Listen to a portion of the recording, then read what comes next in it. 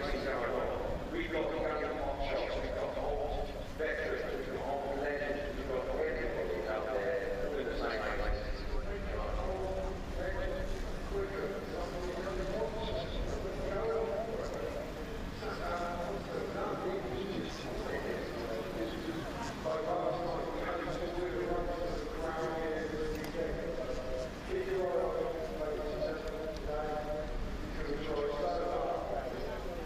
But as long as you show the good time,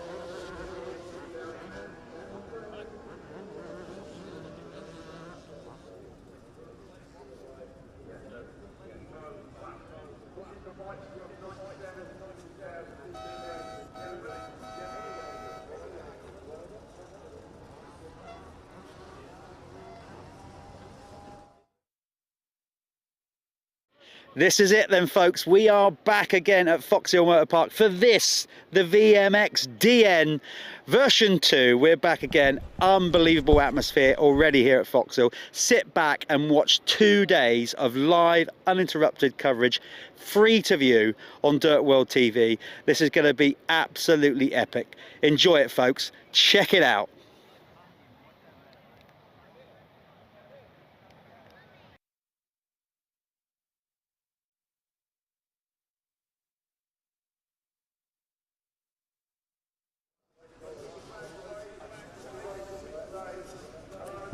Morning, everybody, wherever you are on this wonderful place we call home, planet Earth.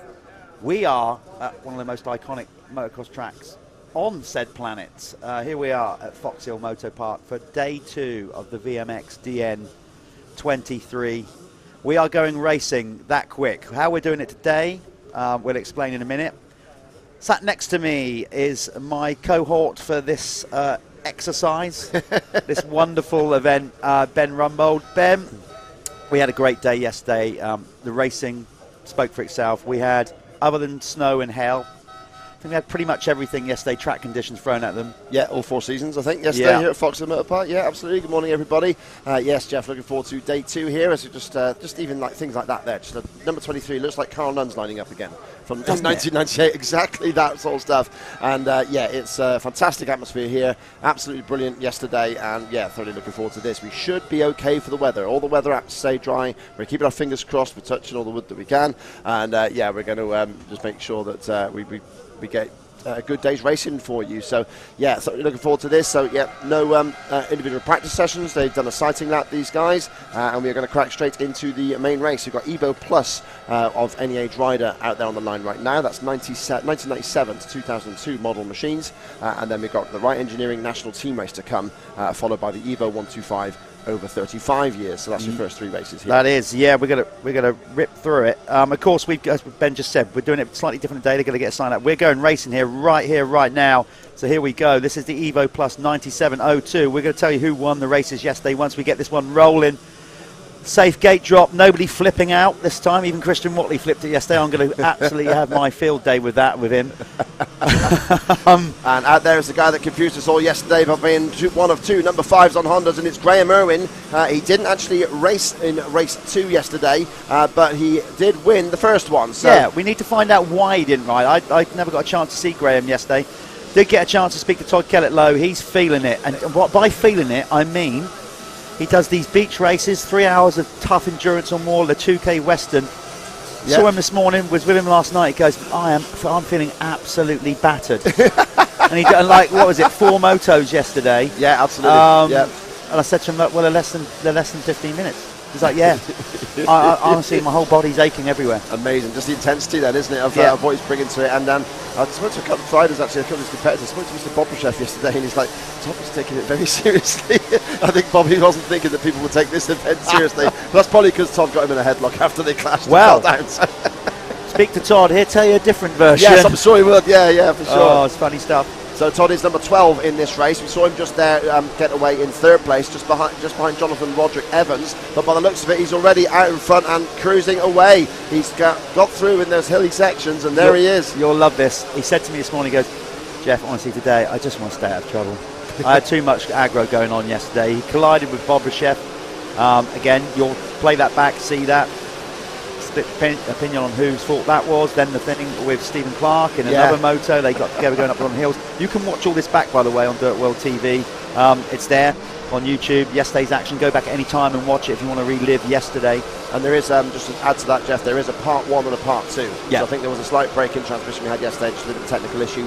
So there is a first one that doesn't have a name, and then just has the standard name, and then there's a part 2. Okay. Good stuff. Quickly, before they get round and cross the line and we give you the running order of this current race, yesterday's opening moto, as Ben said, was won by Graham Irwin. Todd Kellett finished 2nd. Jake Shipton came in 3rd. Aaron Patstow was 4th. And then Jonathan Roderick Evans for 5th.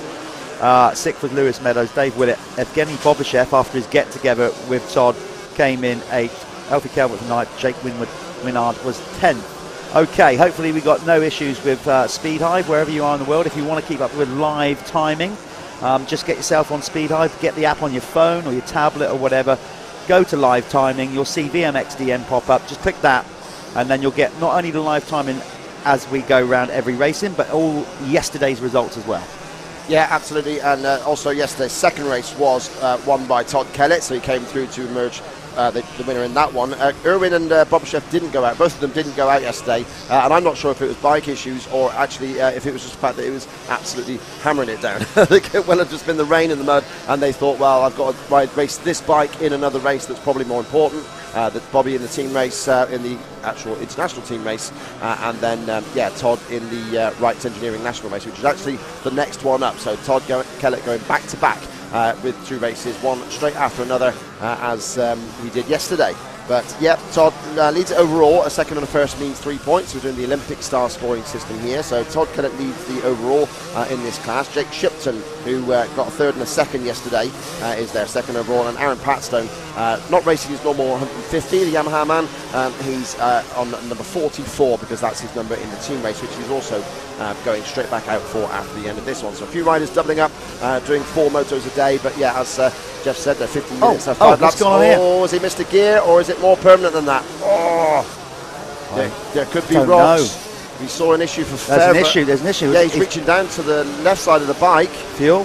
He's checking the fuel there, isn't he? Was Todd looked like that wouldn't have been a fuel cap at this point. It's not emerging. Graham Irwin has now taken the lead, so Irwin's out in front. So he's our new leader in second place there now, just flashing in the straight. Trying to find Jake Shipton, sorry. Just trying to look on some other screens here in front of us so we can see Todd, but he's in that little spot at the bottom that we haven't got covered with the cameras. Right in our blind spot is Todd Kellett, so right at the bottom of the hill. I'm surprised he tried to go down that hill. If he had issues, he's got to push it back up again by the looks of it, because yeah, the bike has stopped and his wish of staying out of trouble is completely broken in the first 2 laps. It has. Well, yeah, I mean, wherever you are at Foxhill, if you're over that side, it's a long way back to the pits, but either way to push a bike, but I suppose they can bring it up through the valley. They certainly won't be pushing it. Oh no, he's still rolling. He's still rolling. I just saw him come down another hill. There he is. So we can see him on our camera 3. There we go. So Todd Kellett, whatever that was, that's a bizarre one, isn't it? That is really, really weird. I wonder what happened there, because it couldn't have been the fuel cap. Well, unless Todd's caught it with his knee, the top of his boot. Yeah, that's it. These parts. Because there's no way. If he'd have had that off at the start, he would have run out. Well, now. So for sure. Right. Well, good for us. Because we are now going to see some charge by Todd Kellett. That will get the red mist up, I can tell you that. Yeah, absolutely. And here comes Graham Irwin, leading quite handsomely now from Jake Shipton in second place. We're just trying to find some scores for you and see where the timing is. Timing and scoring is it's playing up. Moment playing up, but that's nice. And yeah, they're going through there. So Shipton in second place. Again, talking to Todd, which I was yesterday. I've known him for a long time, obviously. He was talking lap times, and he set the 3rd quickest lap time of the event yesterday. Wow. Just pipped by Tommy Searle. And this is the bad thing, I now can't remember who was quickest. Could have been Bobby. I think it was Bobby. Yeah, so it was Bobby, Tommy in the obviously the International Vets race, and then Todd. So Todd was kind of beaming about that, because obviously he's an ex-motocrosser. He's still riding now, but his daytime job is beach racing, so to step back in and be that quick on an old bike. And remember, he didn't even get to try the bike prior to this event. No. He literally, his first tasting of that bike was practice yesterday. And he went quickest. Insane. That's the man who can adapt, natural ability, of course. Yeah.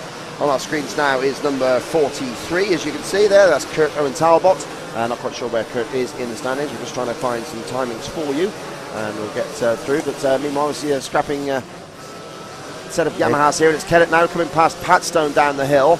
So he's getting up towards the higher order. There's Jonathan Roderick Evans in front of him, so I suggest he's recovered fast enough to get back into the top 5, because Roderick Evans had a good start up to 3rd. He was one of the riders that Todd initially passed to get to the lead. So he's now a fair bit adrift of Graham Irwin, who's just coming through the valley past the new section of circuit. So there goes Todd, past Jonathan Roderick Evans. Jonathan, similar to yesterday. Do you know what? That's exactly how it went down with Bobachev yesterday. Todd took that same line, and Bobachev came up the inside, and Todd said last night, he's like, literally just, you know, it all happened so quick. I didn't see him, and they clipped bars, and that's what happened. Yeah, insane. Similar thing. Insane. I mean, like, yeah, obviously that line there, Todd was maybe think twice if he overtakes somebody. He knows he's got somebody around him, because he certainly did. He just gone around Jonathan Roderick Evans and then goes to the wide line, probably not expecting, you know, you might expect Bobashev to put that line in there, but maybe not what Jonathan Roderick Evans. All respect to him, you know, he's an expert level rider, not a pro. But yeah, so then Jonathan went, no, I'm going up the inside, mate. And I would have liked Todd give him a big look, and I'm sure there were a few expletives deleted. Oh, I'm sure there was. Like, again, saying he wants to stay out of trouble, and he's already had 3 eventful laps already this morning. But he is a joy to watch, Todd Kellett. If you've never seen him race a beach race, get yourself to Western this year, because he's going to be under a bit more pressure. He's going to race it, obviously. If he wins it, he'll hold the record for most consecutive victories back to back, but he's going to be under more pressure this year with his teammate Potacek coming to do it as well. Yeah, that's going to be very tight. But the big one was the 2K. I mean, that was the holy grail for Todd. And the emotions that came out, obviously, with that win. If you haven't seen it, go and check it out. Try and find as many videos on it as you can on YouTube and whatever, because just a monumental moment, not just for Todd, for the entire family that are so dedicated to racing. You know, Todd's parents, for example, they've done Western as a sidecar team together, as individuals. You know, Mum Carol's been out there, done it. So beach racing was a big part of their life, and Todd's made a great career for himself as a world class, one of the best in the world at sand and beach racing. Yeah, absolutely, and I'll back that up with what I saw at Western last year with Todd Kellett. 2.5 hours into the 3-hour race, there was a set of jumps that I think only Todd was calling doubles, and he was the only one doubling them, even 2.5 or 2 to 3/4 hours in. It was just amazing to see, because he didn't need to. He was like about a lap ahead. He was miles away. So, but yeah, still doing it. And like I say, but with Potacek, he has got some serious competition. Those two banged bars at the 2K22. I remember watching that on TV, and it was incredible footage. They really did go at it. So if we get a slice of that at Western, it'll be monumental. Oh, it will be. But let's give GI some love as well. Graham Irwin, got a lot of time for Graham on a personal level. He's always been good fun to be around. He's pretty relaxed and calm off the bike, but he's an out-and-out racer. I've seen him do some moves of like desperado, all guns blazing to get the job done type thing. But off the bike, he's you know, he's such good fun to be around. Of course, from another racing family, gone off, and when he finished his motocross career, went into, you know, road racing along with Glenn. So yeah, big interest in motorcycling, as a lot of people from Northern Ireland. It's bizarre, isn't it? Like, only that short stretch of water, and yet, like, it seems to be they're more geared up for and into their motorcycle in Northern Ireland than we are in mainland UK. Yeah, well, this is it. I mean, when Jonathan Ray was obviously the World Superbike champion there from Northern Ireland, when Jonathan Ray was nominated in the BBC Sports Personality of the Year, there was a serious concern, I think, amongst the BBC that Pesky Motorcyclist was going to win the prize, because the Northern Irish boat was pumped him through right up into the top 3. So, yeah, it's, and I don't think they've ever nominated him again since, even though he's won 2 more world titles after that. Can't have those dirty motorcyclists. Not the British way. Good Scotter. Oh dear. But yeah, Graham is a super talented rider, and you know, I think obviously this one here, put his hands up and go, you know, okay, I'm kind of gifted this one with whatever happened with Todd. Yeah, we'll try and find out, but still a solid ride for him. So how we're doing it in this first block of racing here today. Yesterday, all the competitors had a genuine practice session and qualifying session. Today we're not doing it. Well, how it will work today is they will effectively get one sighting lap before their race. That will be their practice effectively. We won't necessarily show you all those sighting laps. We'll stick to the racing. So in that time we'll probably go to some adverts and play some pre-recorded stuff that we went out and got yesterday. We're going to be doing more of that again today, getting out in the pits later on. Myself, I'm not sure where Stewie Flockhart is today. Maybe he'll be going, but I'll be jumping over there later on. Maybe Ben as well. Getting some bits and pieces from the pits as a little pre-record, and then we'll show them later in the live stream. So an epic day. The track is in great nick with the rain that we've had yesterday. Weather forecast is definitely looking better today. I'm not saying we won't get a shower, but we had 2 or 3 big ones yesterday. Yeah, really bad. And that was pretty bad. But some races in particular, it was coming down like literally. Stairbox. Oh, yeah. I thought we were going to see Mr. Anderson out there from the Matrix. I wouldn't want to be Agent out there. Smith out there going, we missed you. Stairwells. There it is. Checker flag time then. Graham Irwin takes the race win. And actually got chased down there by Jake Shipton, and we've actually got some timing now. Right as they cross the line, we've got some, so we can tell you the results, which is great news. And yeah, so from there it is on screen. Graham Irwin from Jake Shipton, and then Todd Kellett recovering for third is a nice recovery for him, and maybe keeps him in the mix for the overall results. Get myself sorted out in a minute. Still. They caught me out early this morning. We're going to line at 10, but there we go, we're getting there. But yeah, Todd Kellett with that one, staying there in third place, does mean that he's still in the overall lead, because Jake Shipton there with another second brings him up to 7 total, and it's the lowest total that counts, obviously, in this Olympic-style scoring system. But then with Todd Kellett adding 3 more points, he stays there on 6, so 1 point apart going into the final race here today, and for this class, the weekend. Then yeah, that's the situation there between Todd Kellett and Jake Shipton. They're 1 point apart going into the final moto. Graham Irwin didn't compete, so he gets given 45 points, a non-finish or non-score. Obviously, you know, that doesn't add to your total, so that sort of defeats the object. Yeah. But yeah, so you get 45 points if you don't score. So Graham is actually well out of the order on 47 points. But I'm sure he'll take a couple of wins. I always like it when we've got the Olympic style scoring. I mean, obviously, I understand modern scoring, why giving the advantage to the winner by an extra, point, the 3-point gap, and then 2, and then down, I get that, but I certainly like the way that Olympic scoring keeps it tight and close. Obviously, when we come to the team event races coming up, which we've got next, the Wright Engineering National Race and the International VMXdN race, I think it's also in the International race they dropped their worst result. So basically the team races, it's the same format. Yes, both team races are the same format. Yeah, so the Wright Engineering National Team Race, which is coming up now, and quite a few people will be not just going straight back into the pit box, not going back to their vans. And that's what Todd Kellett, Aaron Patstone will do as well. I think who else is going back to back?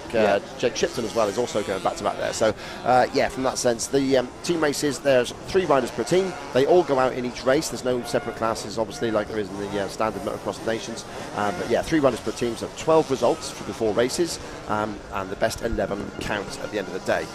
If I was told, though, a brief one, if for some reason the meeting is cancelled, they still drop the worst results. Oh, okay. So if it was to stop now, it would be the best 5 out of 6, for example. There you go. That's the point. That's how it's all done. Look at us being all knowledgeable. Well, Ben. I went and grilled. I went to that timing van next to there and had a real proper grilling session because another commentator questioned me yesterday. Not yourself, Jeff, but yeah. Not me, mate. I don't know what's going on.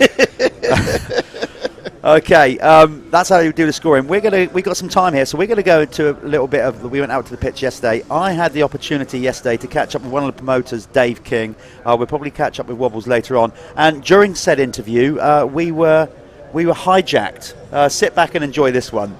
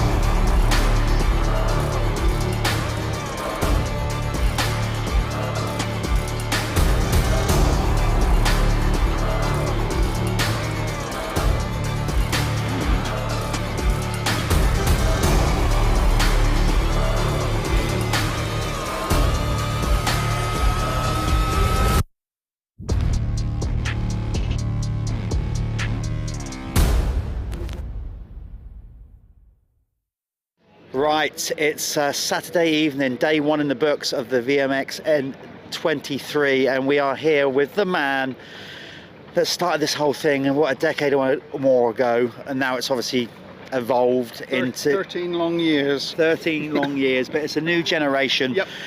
We're here with Dave King. Dave, last year I think you had a vision with Wobbs, you had a vision with the Language Club. I think even by your expectations last year, you just probably caught you off guard a little bit. Let's go back to last year and how epic it was first before we move on to this year. I think last year caught us off guard. This year has just been off the scale. Yeah. I think that, it's just a genuine feeling of how the event's gone. The amount of people. Who's this guy? Anybody would think that he has the right to just walk. Pint of shandy. He's the main man. Pint of shandy. It just goes to show, lightweight really. I don't know how he managed to win 3 world titles. He's had one shandy and he's wobbling about everywhere. Well, I was just talking to Dave there, another Dave, obviously 3-time world champion. Dave. The main Dave, the one that matters this time. This event. Let's talk about this event. You're clearly having a good time. Well, we're always having a good time, but I have to say, I arrived this morning and there's not many things that would make me want to ride again. No way. Hold on. Yeah, but You better rein him in. it's just, I think it's a great event. Yeah. I mean, the crowd, the buzz, all the hairs on the back of my neck stood up when the boys started the first team race. It just takes you back to where motocross used to be. Absolutely. And yeah, I thoroughly enjoyed it. Still enjoying it. Still enjoying it. Would I ride again? I'd love to. But as many people will tell you, I can't jump. All right, so Foxhills, oh, hello. We've got to be able to jump at Foxhills, but it is probably the biggest motocross event of the year so far. Yeah. Absolutely, it's great to see you here. By the way, Yeah, he's up. I feel slightly envious because he's already. Well, you're working and I'm not. Well, I've already had one sip of one beer. We've already been in the beer tent. We'll go over there again later on. It's nice to see DT all relaxed. And maybe it's because he hasn't got any riders out there. He's a little bit more chilled out in this one. Possibly. Good to see you. Likewise, have a great night. But that's some compliment. That guy has been to a few more meetings than me and you put together, Yeah. and he's done a fair bit more. So, you know, that's just a fantastic compliment for what we do. It really is great to see him so relaxed. I don't mind any. Look, DT, you can jump into our show anytime. But going back, as we said, last year it was unreal. This year you had to step up so many things. And you got the extra parking fields, and they are already stretched to the limit. Yeah. Like it's grown so much in 1 year. I know. I think we are at capacity Yeah. for all of the land that we know of that's available. We've got it. So where we go from here, I don't know. The event will stay here at Foxhills. I can tell you that much. Great. But we just have to fine tune it. What can you do? Yeah, it's so cool. And Wobbs, you and Wobbs, I know have been talking about other plans. I know you're not going to mention too many now, but obviously this is a work in progress. If you look at it, it's really only year 2. I know you started at Farley and we had the number of years we had at Farley, but this is really a different event. It's the Evo thing. Completely, yeah. And that's down to Wobbs's vision of bringing younger guys into it. Younger-ish bikes, but it's just worked. People want to see it, you know, so we're going to carry on with it. How do you feel as a promoter, organizer? It's all the hard work. This is so labour intensive leading up to the event. But then when we get here and then those bikes first roll out on track. Now, this is going from my experience when I was fortunate enough to help build and be part of the Isle of Wight GP. I remember when the riders first rode out, it was overwhelming feeling of pride and emotion. Yeah. You must have that every year. Yeah, and relief, because really that's what people have come to watch, people on bikes. So as soon as those bikes start rolling on the track, you know, thank God we've done our job. Yeah. And on top of that, Dave, there's a lot of people that now with social media or whatever, we've always got those keyboard warriors, we call them. You know, I want you to outline, we try to express it when we do the TV work and whatever, just how difficult it is putting an event on, particularly this day and age. It's not, what I'm on about is like the cost of medics, toilets, all that thing. People think that, oh, you're in it for an easy dollar. Laying an event on is ridiculously tough. No. But an event this size is a serious undertaking. Yeah, absolutely. And this has become my full-time job. Yeah. And you have to treat it as that. You cannot be sidetracked. I do work for this event every day, so I hate that word networking, but I've been networking around today for next year. You talk to people, and it's a never-ending cycle. So, but I love it. I'm glad he loves it. Long may that continue. I'm going to shake hand. Hope many do. Dave King, one of the promoters here, along with Doc Wop and the Language Club. Let's not forget them, the amount of effort that these guys. Let's just give a quick word about them and the track and everything, because they work tirelessly as well. It's very easy for people to think it's just me and Wobbs, because it's not. Me and Wobbs do the promoting. We encourage everybody to come here, but as soon as the racing starts, it's not our gig at all. We hand it over to the Language Club, and as today showed, they do it like clockwork. Yeah, great effort for everybody all round. This is going to be a great evening. Sit back and watch the action over the next day or so. We can't wait, and I know there's already talk about already 24, and so I'm excited by that. Again, give it up for Dave King and all the crew here at the VMXdN 23. Thank you. There you go, a little insight from one of our promoters there, Dave King. We'll speak to Wobbs a bit later on, but it really puts it into perspective. Here we go, Ben. It's gate drop time. All right, engineering national team races go into the first corner, and we'll see who can come out on top. Yesterday, the race winners were Kellett and Sam Nunn, and who have we got out in front right now? I just looked down at my notes there, and it is Sam Nunn's up there again. Kellett, Kellett is off again. Oh, Todd. God. Todd, don't do yourself a dindry. Oh wow, we got carnage up there on the first. Yeah. Oh dear, we got Jim Davis from the S-Briggs Commercials team there, stopped on that beautiful 1989. Oh, Kellett made a flyer. There's Woodcock, his teammate, in all white, easily distinctive. That's going to be Sam Nunn leading the way. Then Kellett had a flyer and just got pitched sideways. Liam Garland now on a blue bike just to catch us out, but that was the number 20 we saw going through. And that team, the JMR 101 team, is leading this team event competition through the weekend. They've got a 62-point total, but one of those is a 45-point no score for that man that's currently in second place, Liam Garland. So maybe that white bike did expire yesterday, and obviously they've managed to cobble together another one. But yeah, so Garland.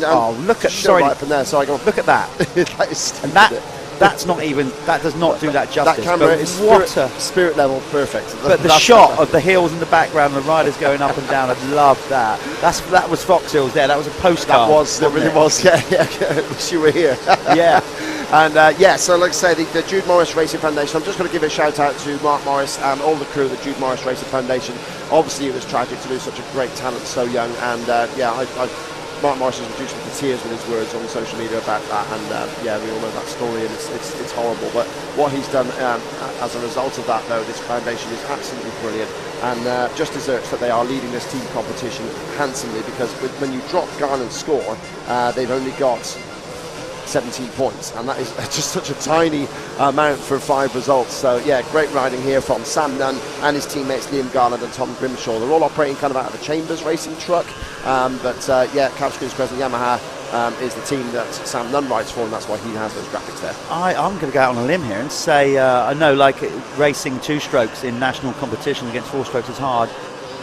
The way Sam Nunn's riding at the minute, and the difficult season he's had, Lee Webber, if you're going to keep him, stick him on a 2-stroke, man. Yeah, I mean, he looks great. There were a few riders talking that last night around about that sort of area, that the Chambers and the Ultimate Wheels team had almost like they had one. Ultimate Wheels had a DJ, Chambers Racing had a bar, and it was kind of like that was like the second beer tent. Yeah, it was. In fact, at one point it was the beer tent you could get into because what was so full. But there were a few riders, and I won't name names, but there were a few riders saying actually on the MX2 or the 252 stroke, it might be quite handy, and Sam goes so well at this event. He deserves some luck. He genuinely, he's had bad luck with niggling injuries. He's had some bike issues this year, which Lee won't thank me for bringing up, but it's true. He's had some good performances and then had some mechanical gremlins. So yeah, it's great to see him, because the kid can ride. We know that about that, and as we said yesterday, I think after a pro motocross career, I think he potentially has great opportunity to become a top-level enduro rider, or even follow like a guy like Todd. He's got that kind of nous and grit about him, and just keeps going. He's what I would call like just consistent, steady pace. He doesn't set the world alight. He's doing it now. He's doing a great job. But what I mean is he's just got that consistency, regards of his lap times. He just needs a bit of luck on his side. Yeah. So the live timing is actually now up and running, it looks like. So let's just give you a rundown then. It should come up on the screen. There we go. That was when they crossed the line on the opening lap. Much better performance from Christian Watley in this one, but that's from top to bottom. Yeah, absolutely. So Sam Nunn in front, of course. Josh Coleman rides for the Dirtworks team. They're currently second in the overall standings. That's Josh with Liam Knight and Sam Winterburn. So yeah, Josh is up there in a good second place again now. Tom Grimshaw, that's Sam Nunn's teammate, is there in fourth, and it's nice to see Louis Kessel is really enjoying the 252 stroke up there in fifth place for the Ultimate Wheels Honda team. The Ultimate Wheels team are third at the moment. Howard Wainwright there, I just skipped over, sorry, Jamie Wainwright has now moved up to fourth place, so he's passed Kessel there, and Jamie is in contention for the Michelin MX Nationals MX2 Championship. He had a wretched day yesterday. I saw the bike, I saw him go off the side of the track on the first lap yesterday. I think we were talking to a guest at the time, so we didn't quite catch that on the commentary, but yeah, he went over the side of the bike and the side of the bank and really did not have a great day. So Howard Wainwright, no relation there in sixth place, and that is on the Team Brenron outfit that's currently sixth in the standings. And yeah, Christian Watley's Stolen Brand are just outside the top six at the moment. Carlos and Carlton Husband riding for that Stafford Van Sales RHR team, they're fourth, and that's Husband alongside Charlie Cole and Charlie Heyman. So yeah, just in case you didn't catch it properly there, the team order going into this event was JMR 101 first, second Dirtworks on 73 points, third Ultimate Wheels Honda, fourth Stafford Van Sales, and fifth Apico Factory Veterans with Matt Burrows, Jamie Law and Martin Barr. Okay, well, we're just looking at the timing charts. We're going to try and get our operatives out there to maybe find some battles going on a little bit further down the field. There's a particularly good battle going on between Shane Carlos, number 26, and Luke Burton. They're down in 12th and 13th. There's not much between those guys moving up the field. Going a bit closer, there's a very good battle going on between Wainwright, Jamie Law and Christian Watley. So let's go and see if we can find that in a short while. Yeah, it's riders number 45, 47 and 11. So Wainwright and Law not on the same team, even though their numbers are close together. But yeah, Howard Wainwright now up in sixth place, but yeah, less than a second between himself and Law for sixth place. And Christian Watley just a further second and a bit behind them. And Carlton Husband, always a strong charger there for the Phoenix Tools Even Strokes Kawasaki team in the British Championship. Another one in contention for that MX2 Michelin Nationals title. There are about five of them, all separated by about a dozen points. So yeah, that's going to be exciting next weekend at Hawkston. Tune into DirtWorld-TV for that next weekend. But yeah, in the meantime, it's good to see them all pushing together, and Carlton Husband charging up there in ninth place. That would be a scrap to see if we can get our shot. There we go. We've seen on one of our screens now, we found, there we go, Jamie Wainwright.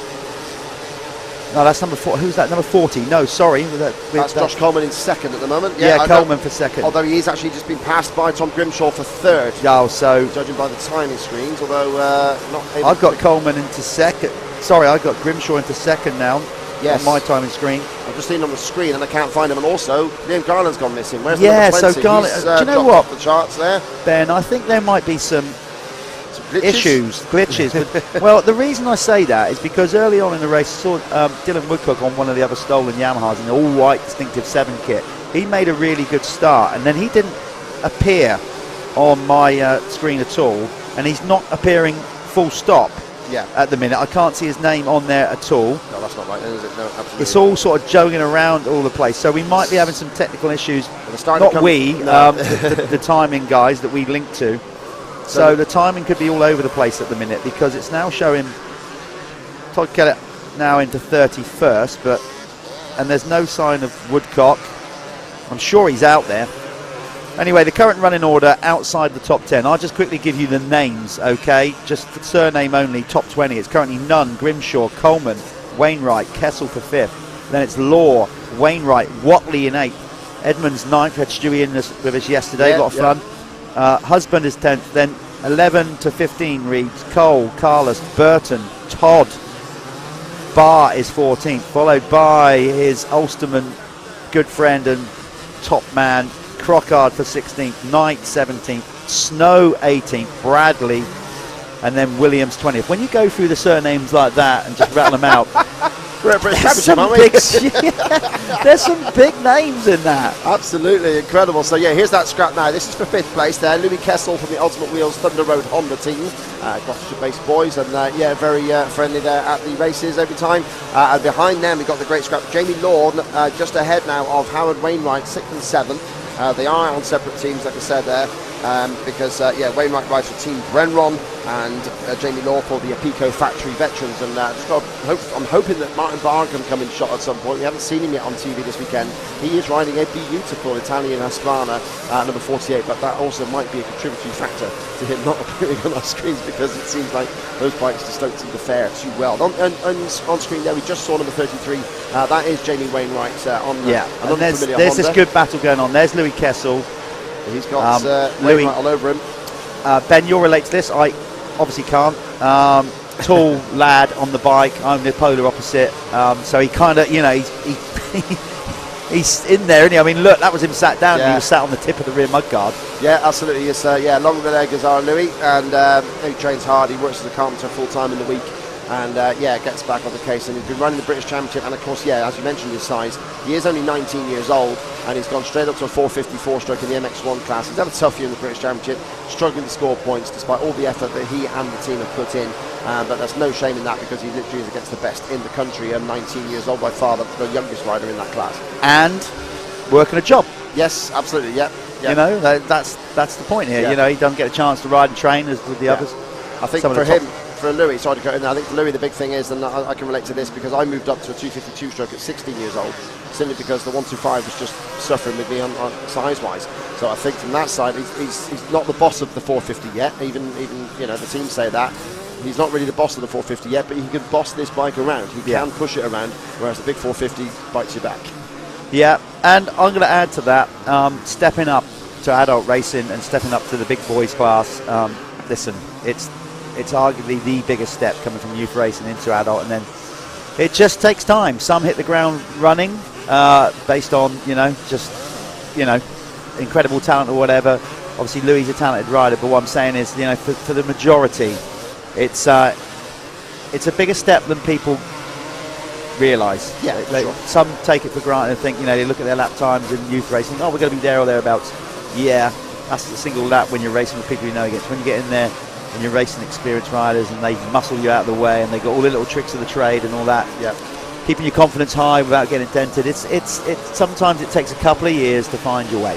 Yeah, absolutely. And Nunn now still in command here, and this is the last lap. He's completed 4 there. He's 11 seconds clear of his teammate Grimshaw there in second spot. Josh Coleman now dropped to third place, but Wainwright is holding solid. That's Jamie Wainwright in fourth, Louis Kessel fifth, Jamie Law sixth, Howard Wainwright seventh, Christian Watley in 8th place for the Stolen Brand team, 9th for Stewie Edmonds on the Esprits Commercials Honda team, and those beautiful 1989 Hondas they're running, and Carlton Husband, number 39, is there in 10th place. Now, just to mention, both Carlton and Charlie Cole, who's just behind him on track, literally just a second behind him on track, they are running these glorious Winfield replica Kawasaki's from like the early 2000s, with the obviously the green frame and chassis, but every other colour is on it as well, the red, the yellow flames and all that sort of business. Quite an incredible looking machine, and it's looking good here for Sam Nunn, as well as he takes the final corner and crosses the line to win the third race for the Wright Engineering Team races. That's his second win of the 3 in this class, and in the Ultra Evo he's also done particularly well there by wrong page. Great, but look at this battle to the flag. Look at this one right coming in there. That is going to be close to the flag. Who's going to get it? Number 40, just getting done. Coleman just holding off Jamie Wainwright. Look at this bunch all together. And there goes Kessel for 5th, Law in 6th, there 7th place. That's the lap line. I think, wow, they'll cross the line together there. Here's a great scrap going on. 27 is Tommy Alba for the Oakleaf Joinery squad, and he's there racing against somebody with number 65 on the back, but I think that is our American. Yeah, that's our American guest there, Cody Williams, who's come across from Wisconsin to race for the Ultimate Wheels Thunder Road Honda team. And yeah, Williams is 20th at the moment, but he's moving in here against his teammate Brad Todd, the two of them together almost on track, 18th and 20th. 18th and 19th they finished with, Cody Williams 18th, Brad Todd didn't get to the 21st place. So we'll get all these numbers crunched for you, and we'll see where the scores lie in the team events, but I can definitely tell you for a fact that JMR 101 are still leading. I mean, they led even though they had to drop one result from Liam Garland, and Liam Garland was pressing early on for the lead, but he has dropped completely off our timing screens, but we also did not see him on track, so bit of a mystery. hopefully we can clear that up for you and find out what's happened to the number 20, because yeah, if he cannot continue for the rest of the day, it might really cost the JMR 101 squad the overall win. Great racing in the Wrights Engineering National Race. Lot of incident. Once again, we got now a sighting lap, practice, whatever you want to call it, for the Evo 125 over 35. Oh, that's a great class as well. Can't wait. That's coming up next. But you won't have to wait too long. In the meantime, we're going to go to some adverts. All the good people that make this live stream happen. Thank you very much. We're going to mention more throughout the day, and of course some of the event sponsors. You can see John Banks Group there in front of you on the banner. Big shout out to them for supporting the event, but also the people that support this live stream, the guys at 7, Oakley, Fly, Bell, Beer, Motul, all those guys. Thank you very much. We're going to go to a quick advert, then we're going to come back and we're going to give you a little taste of how it was last night, but before it got messy.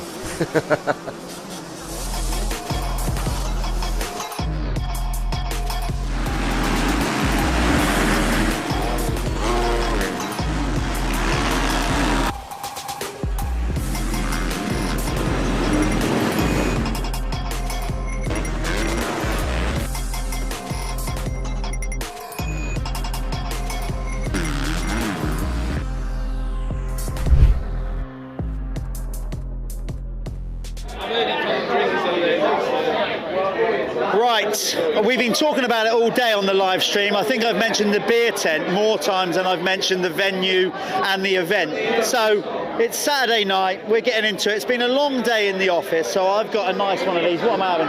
An Atlantic Pal L. Bang on, it is two. These glasses, even to this level, we've got these pint glasses. Who have I got? I've got Brownie and Villopoto on mine. This is the English one with Brad Anderson. Last year, we had little half pints with Tommy Searle on them, so he got called Tommy Half Pint. But we're in here early. Let's walk on down. I'm going to have a pint and enjoy it. This place is going to be absolutely buzzing in a moment. Follow me, Charlie, because it's early doors. This will be absolutely heaving in a while. What we've got going on down here now is the Steve Mathers Pulp Show. So Steve's up there with Chris Kiefer. He's going to get some guests up there later on. How cool is it that we got Steve here at the VMXdN? As you can see, the atmosphere is building. There's going to be a load of people out there tonight. It's going to be absolutely brilliant. Live band later on. I better go steady on these, otherwise you might be listening to me tomorrow and I might be a little bit worse for wear. But it's all part of the atmosphere here at the VMXdN.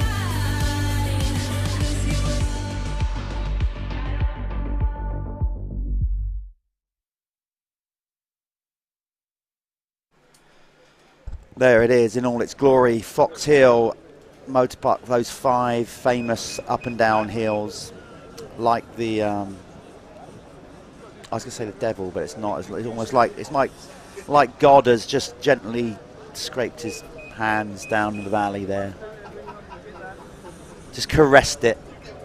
Ah, yeah.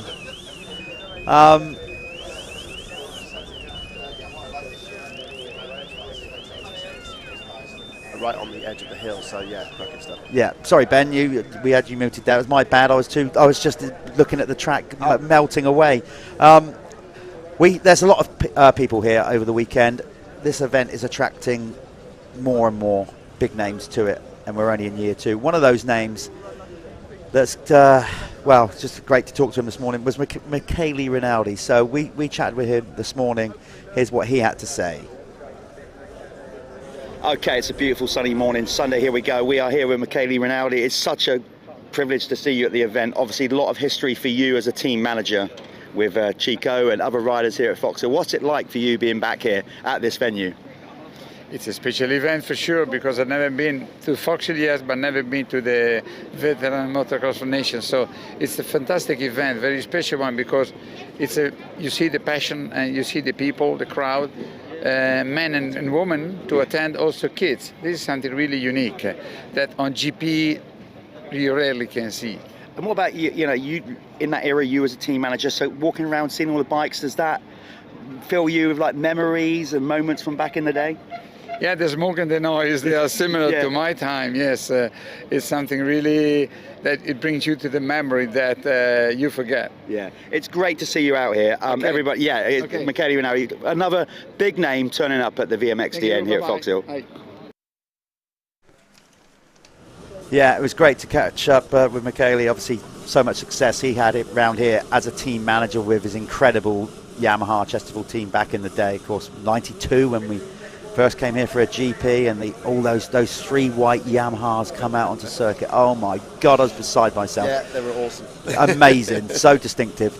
But now we're going back to a sea of Hondas, seemingly. Most there's a spatter and a few other models in there. This is the Evo 125 over 35, Ben. Yes, here we go then, and go! The Evo 125, 35 years old or above, and this is Anderson against Bradshaw against Mike Brown, with a few others thrown in like Matt Bayless and somebody's on top. Whoa, that was a nasty one, and Bradshaw's come out on top of that in front. Shane Holmes was involved in that first crash. I don't know who the rider was that dangled himself over the fence, but I'm sure he'll be picking splinters out of his belly. Literally, looks like when I hang my mats out for dry. We've got Bradshaw, Anderson, and Carl Nunn's made a good start. He's up into 3rd place, would you believe? The number 23. Jordan Carter's right up there as well, the number 30. Here are some more riders banging bars after that initial tangle in that treacherous first corner. The 101 looks like Roderick Evans is out there with a fancy bit of Fox kit. 601. Stephen Garden, that wasn't came through, so shout out to you, sir, with your great Fox barbed wire kit that's made a bit of a renaissance this year. And a few lovely Suzuki's on one Honda's gearing up the Ghost. Is that 272 or no, number 27? 27. Matt Coles is stopped there on that on one of the very common 125 Hondas out there. I might be a different colour, tell who's who. But yeah, so that's a shame for that rider. The gets going again is Matt Coles now. Up the hill, here goes Bradshaw with Anderson chasing hard. Carl Dunn's gone all retro with the old camel bib there. That's before even his time. And whoa! Oh, yard sale at the bottom. 2 riders colliding. One picking the bike up, the other one just fell off track. Again, there's actually one of those is a Yamaha. That's one of our very few Yamahas out there. Oh, no, it's a Honda with white mud guards. Oh, it's Mike Brown. Oh, Browner. Oh, Brownie is just it's not going his way this weekend. He's not having a good one, is he? He's not. He was not enjoying life yesterday. The team over there were trying to G him up there, just like because he's used to winning. He's used to winning. Oh dear. So hope that's not the end of Brownie's day. No, I mean I think it might be the end of it in this class. I doubt he would come out again because he was 4th overall as it stood. But yeah, he's not going anywhere. Sat on the side of the track right now. So that's a nightmare for him. Now Anderson, I know would have got fed up with Ned Bradshaw dominating proceedings yesterday. Bradshaw's on the 2 wins so far out of the 2 yesterday, and yeah, Anderson got a second and a third, so he's currently second in the point standings for this event. Matt Bayliss is getting himself involved there, currently lying third overall, with fourth and a great second in race 2. So yeah, Matt Bayliss though, the number 11, he didn't actually make it out onto the track, or he certainly didn't finish and score a result in the first race that he rode. So we're not sure if Matt is out there at the moment. Well, there is Mike touring him. That signifies the end of his moto. He's just basically pulling back. Yeah, that's it. He's had and as you said, Ben, chances are, I don't think we might. I think he'll park it up there. I'll be surprised if he comes out for the second moto. Yeah, in this class anyway, he's trying to save himself for the VMXdN team races, as USA have got a real body of work on hand there to try and catch Team GB. That's for later. This is race 3 of the block of 9 races, and the team race international is race number 8 in the block. But look at these, look at the crowd there, Jeff. Look, the track's lined like it was back in the 90s. It's just amazing. But Anderson is still getting on the case. I'm not sure if he's stiffened on the suspension on that bike, because it certainly looked soft yesterday. And Matt Bayliss is there. He's just gone past our camera shot there in the 4th place. So we'll get the timing through for you now. They've crossed the line there once so far. And yeah, just get a big reset there.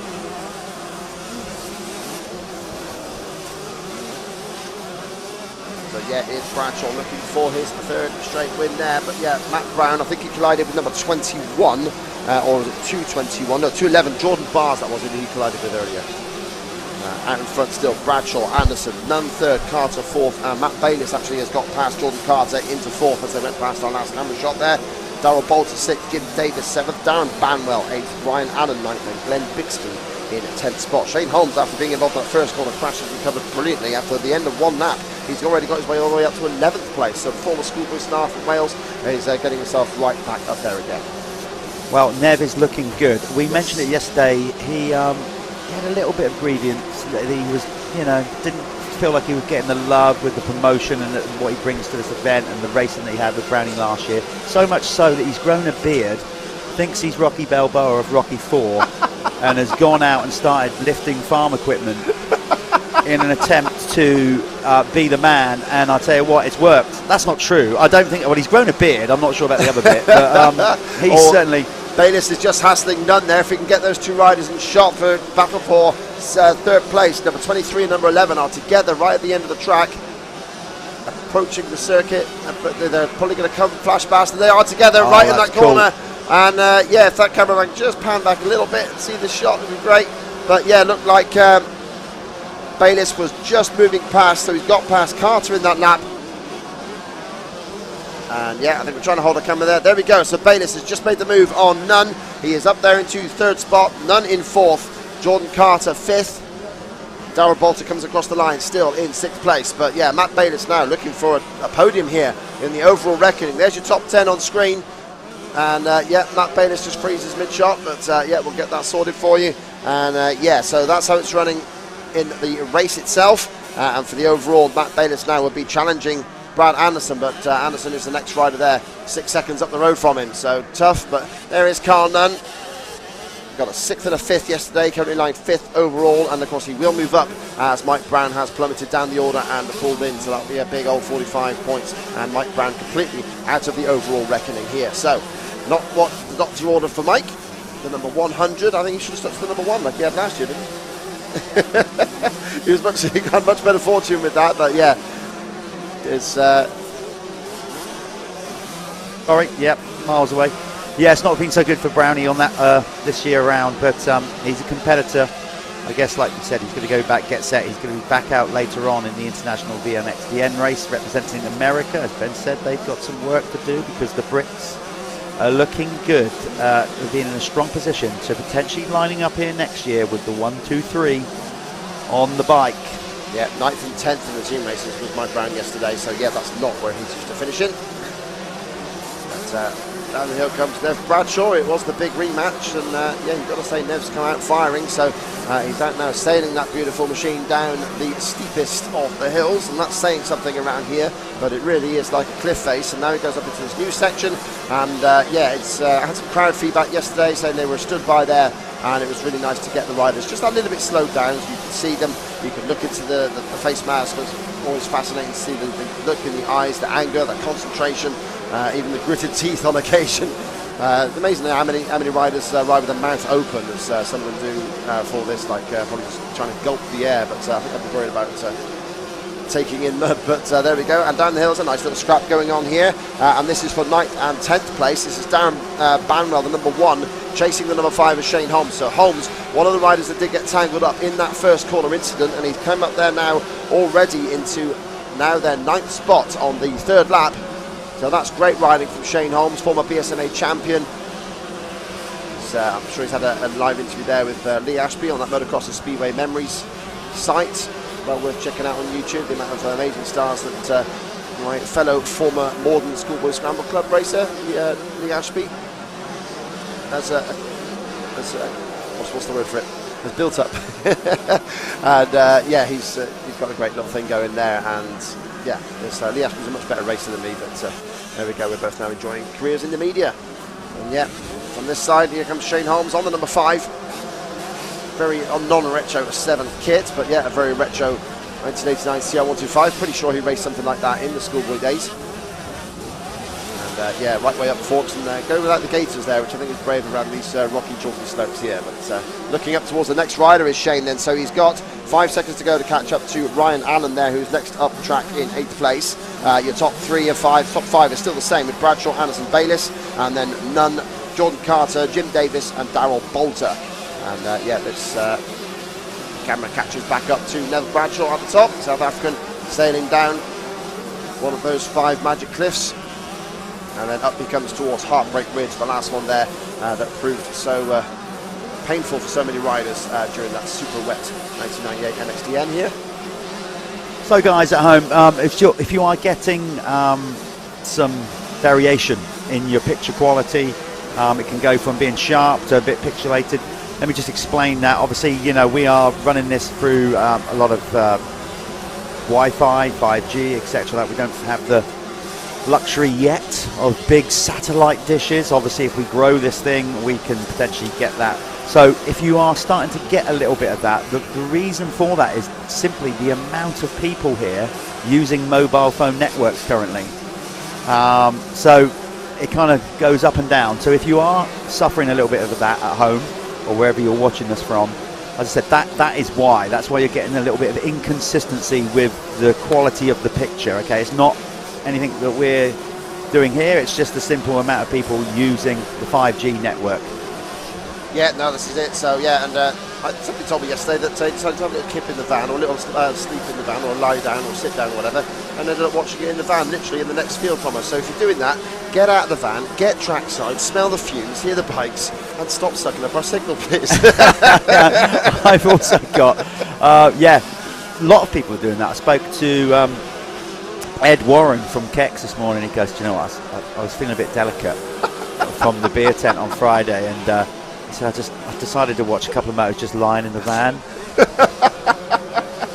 Mate needs to man up. There's a red flag scenario here. Oh, that's painful. They've just done 4 laps. They might call this.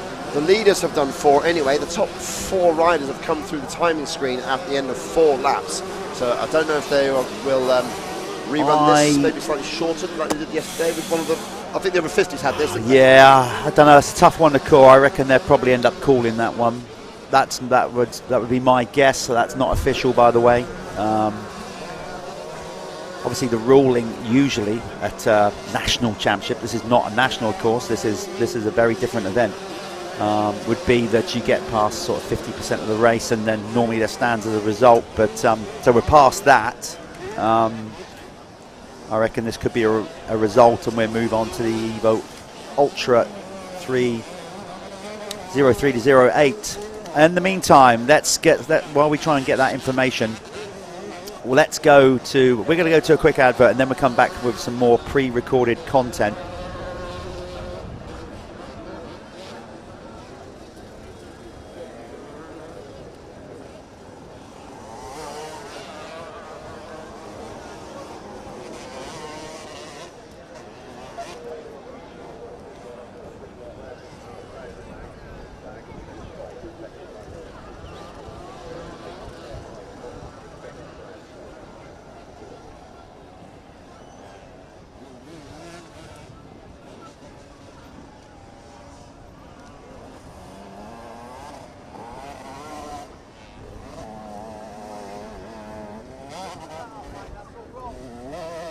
happy to do it, but I'm the one standing on it. What's up with it? Everything I try to make it look like it's going 200 miles an hour. That's my whole goal there. I'm Troy Lee, and this is our new signature goggle collection. We've been doing collection probably for about 15 years with Oakley, doing a couple goggles every year, a couple pairs of glasses every year. My love is my motocross team, and so first off, we probably have more red in line, but then I always like to throw something weird in. You gotta freak them out a little bit, you know? American flag, stars and stripes always work good, so we add a little bit of metal flake to the oval here and add a little bit of chrome to it. Really, I'm always more excited about the next one I'm working on. It's like, I can't wait to get to work and start sketching some new ideas. My name's Troy Lee. I'm the owner of Troy Lee Designs, and super proud to be working with Oakley. They make the most beautiful product on the planet.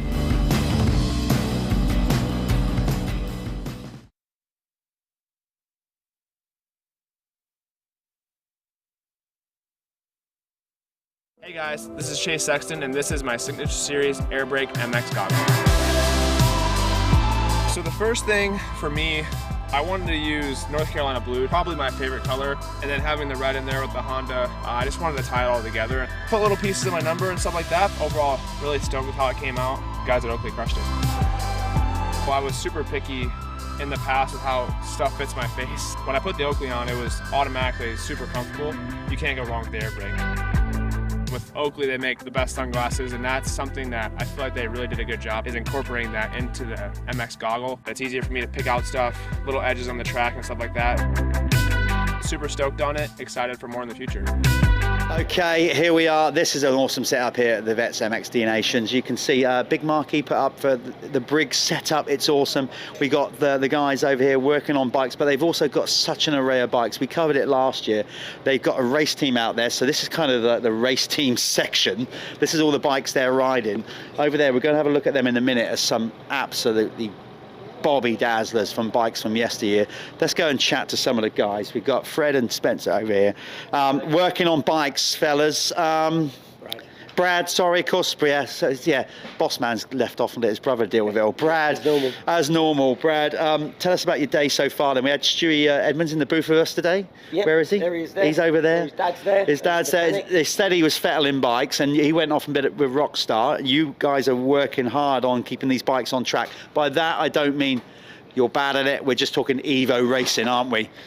Everyone complains no rear brake. Yeah. I think majority in the paddock have complained no rear brake, but you just got to keep them up. Yeah.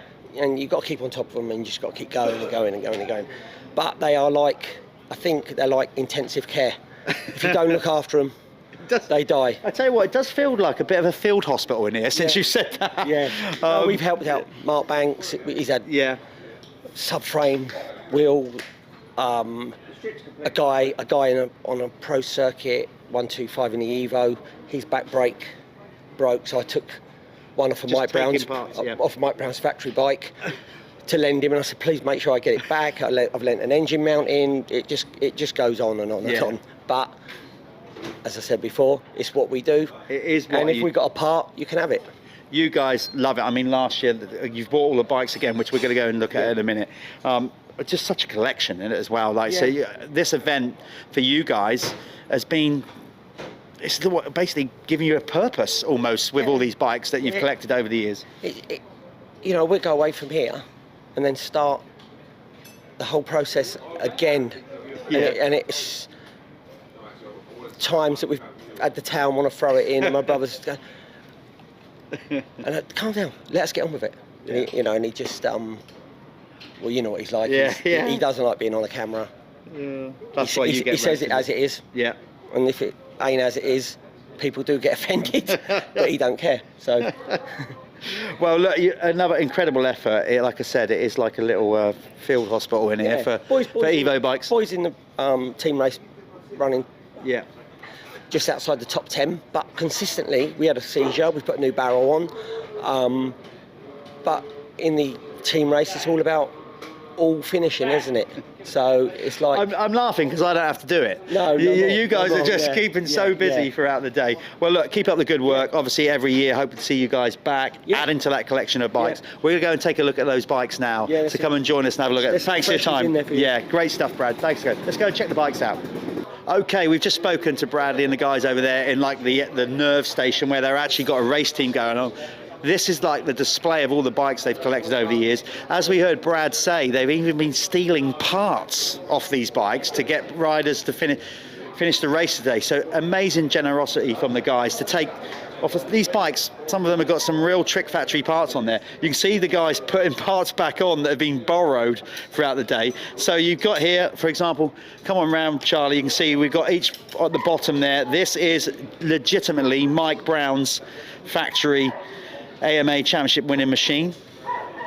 So a work of art with that. The guys have been working here on the Peak anti-freeze. I think is that the McGrath one or the Jeremy Buell one? I'm not sure which one that is. But anyway, so legit, same as, that was a Mike Brown was on riding for Mitch on the Peak Hondas. Then we're moving into these classic Hondas we can see here.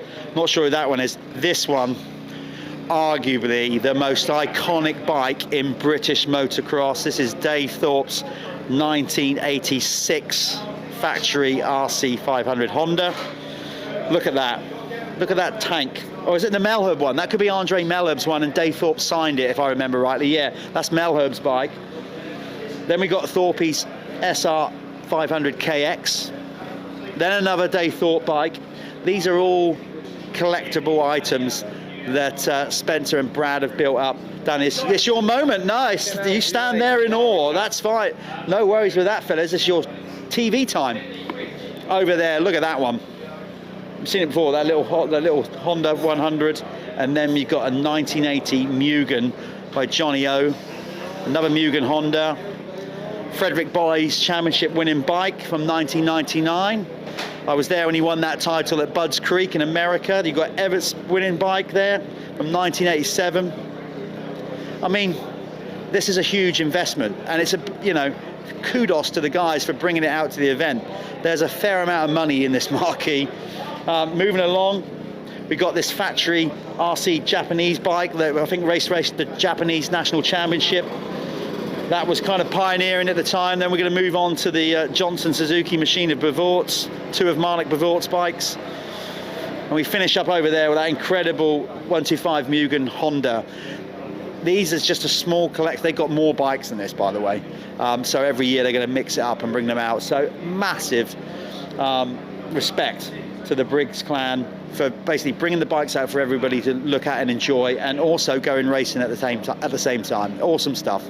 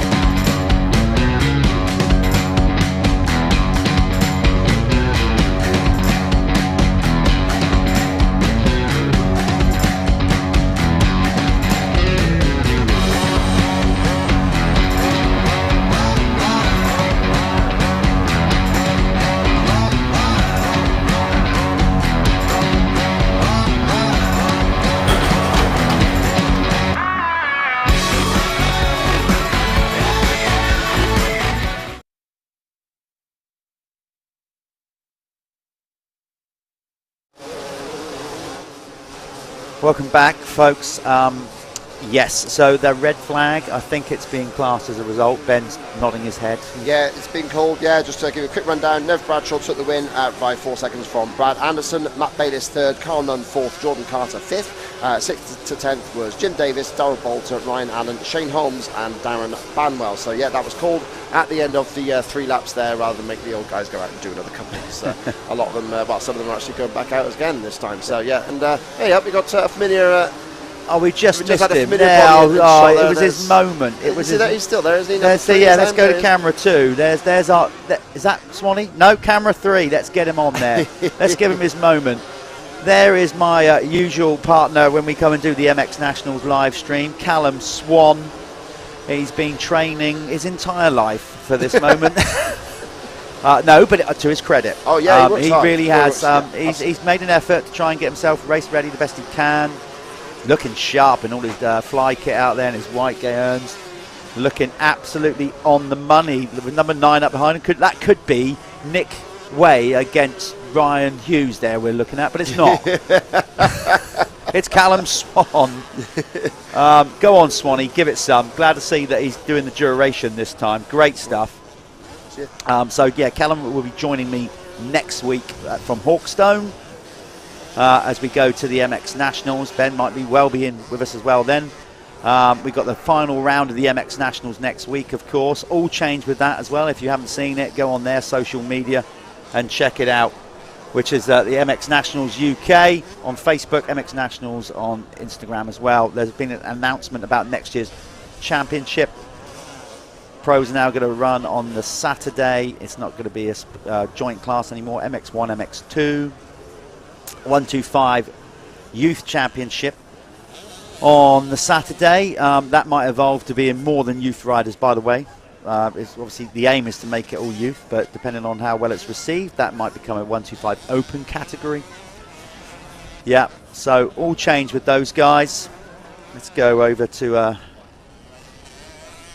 some of the crowd and whatever, just to give you a highlight there of what the crowd is like. So we're going to get these guys stacked up. These are the sighting lap for the Evo Ultra 03 to 8 years of age. The bikes are. We did that on yesterday. 2003 to 2008. Yeah, so there we go. Yeah, the Evo Ultra. So a lot of these riders from the Wright Engineering National Team Race are actually coming back out now to race this class. The Evo Ultra, any age rider. It's the Veterans Nations, of course, but yeah, it's good to have the cream of the youth of British motocross, and some of them especially used to British Championship racing, of course. And yeah, we get a fair few spectators at those events. It's not a problem from that side of it, but yeah, this is a bit exceptional for them. So they are like, can't believe. I actually spoke to Mr. Bobashev, who rides in the international team race, and he was amazed at the crowd reaction. He wasn't used to people like shouting over fences and waving at them. So yeah, it was an incredible reaction for him to experience. And here we are then. So yeah, just finishing with that Evo 125 race that has been done, and now the Evo Ultra boys come through. And yesterday saw race wins for Sam Nunn and Tom Grimshaw. Sam had a collision at the start of race 2, and he recovered well to come back to finish 9th there and keeps him in the overall running. But at the moment it's between Tom Grimshaw and Liam Garland. Now Liam kind of went missing in that race. But we've got some news on that then, Jeff. Well done. Good stuff. Better turn your microphone on before you tell us. Yeah. Got some news. The wonders of WhatsApp. Okay, so I messaged Dave. Yeah, you're on. We're both on. Oh, okay. So I messaged Dave Garland, Liam's dad, to find out what was going on. Liam had a rear puncture in that last moto. That's why in the Wright's engineering race, that's why he dropped out of it. Currently, they were running a first, second and third in that race. That would have won the team event with a race to spare, but they're comfortably leading basically. Yeah, just needs to go and check, but they're looking on track. That Jude Morris Racing Foundation 101 team of Sam Nunn, Liam Garland and Tom Grimshaw are looking good in the Wright's Engineering national race, but of course they line up now in this individually, some of them in this Evo Ultra 03 to 08 category, any age of course of rider, providing they're an adult.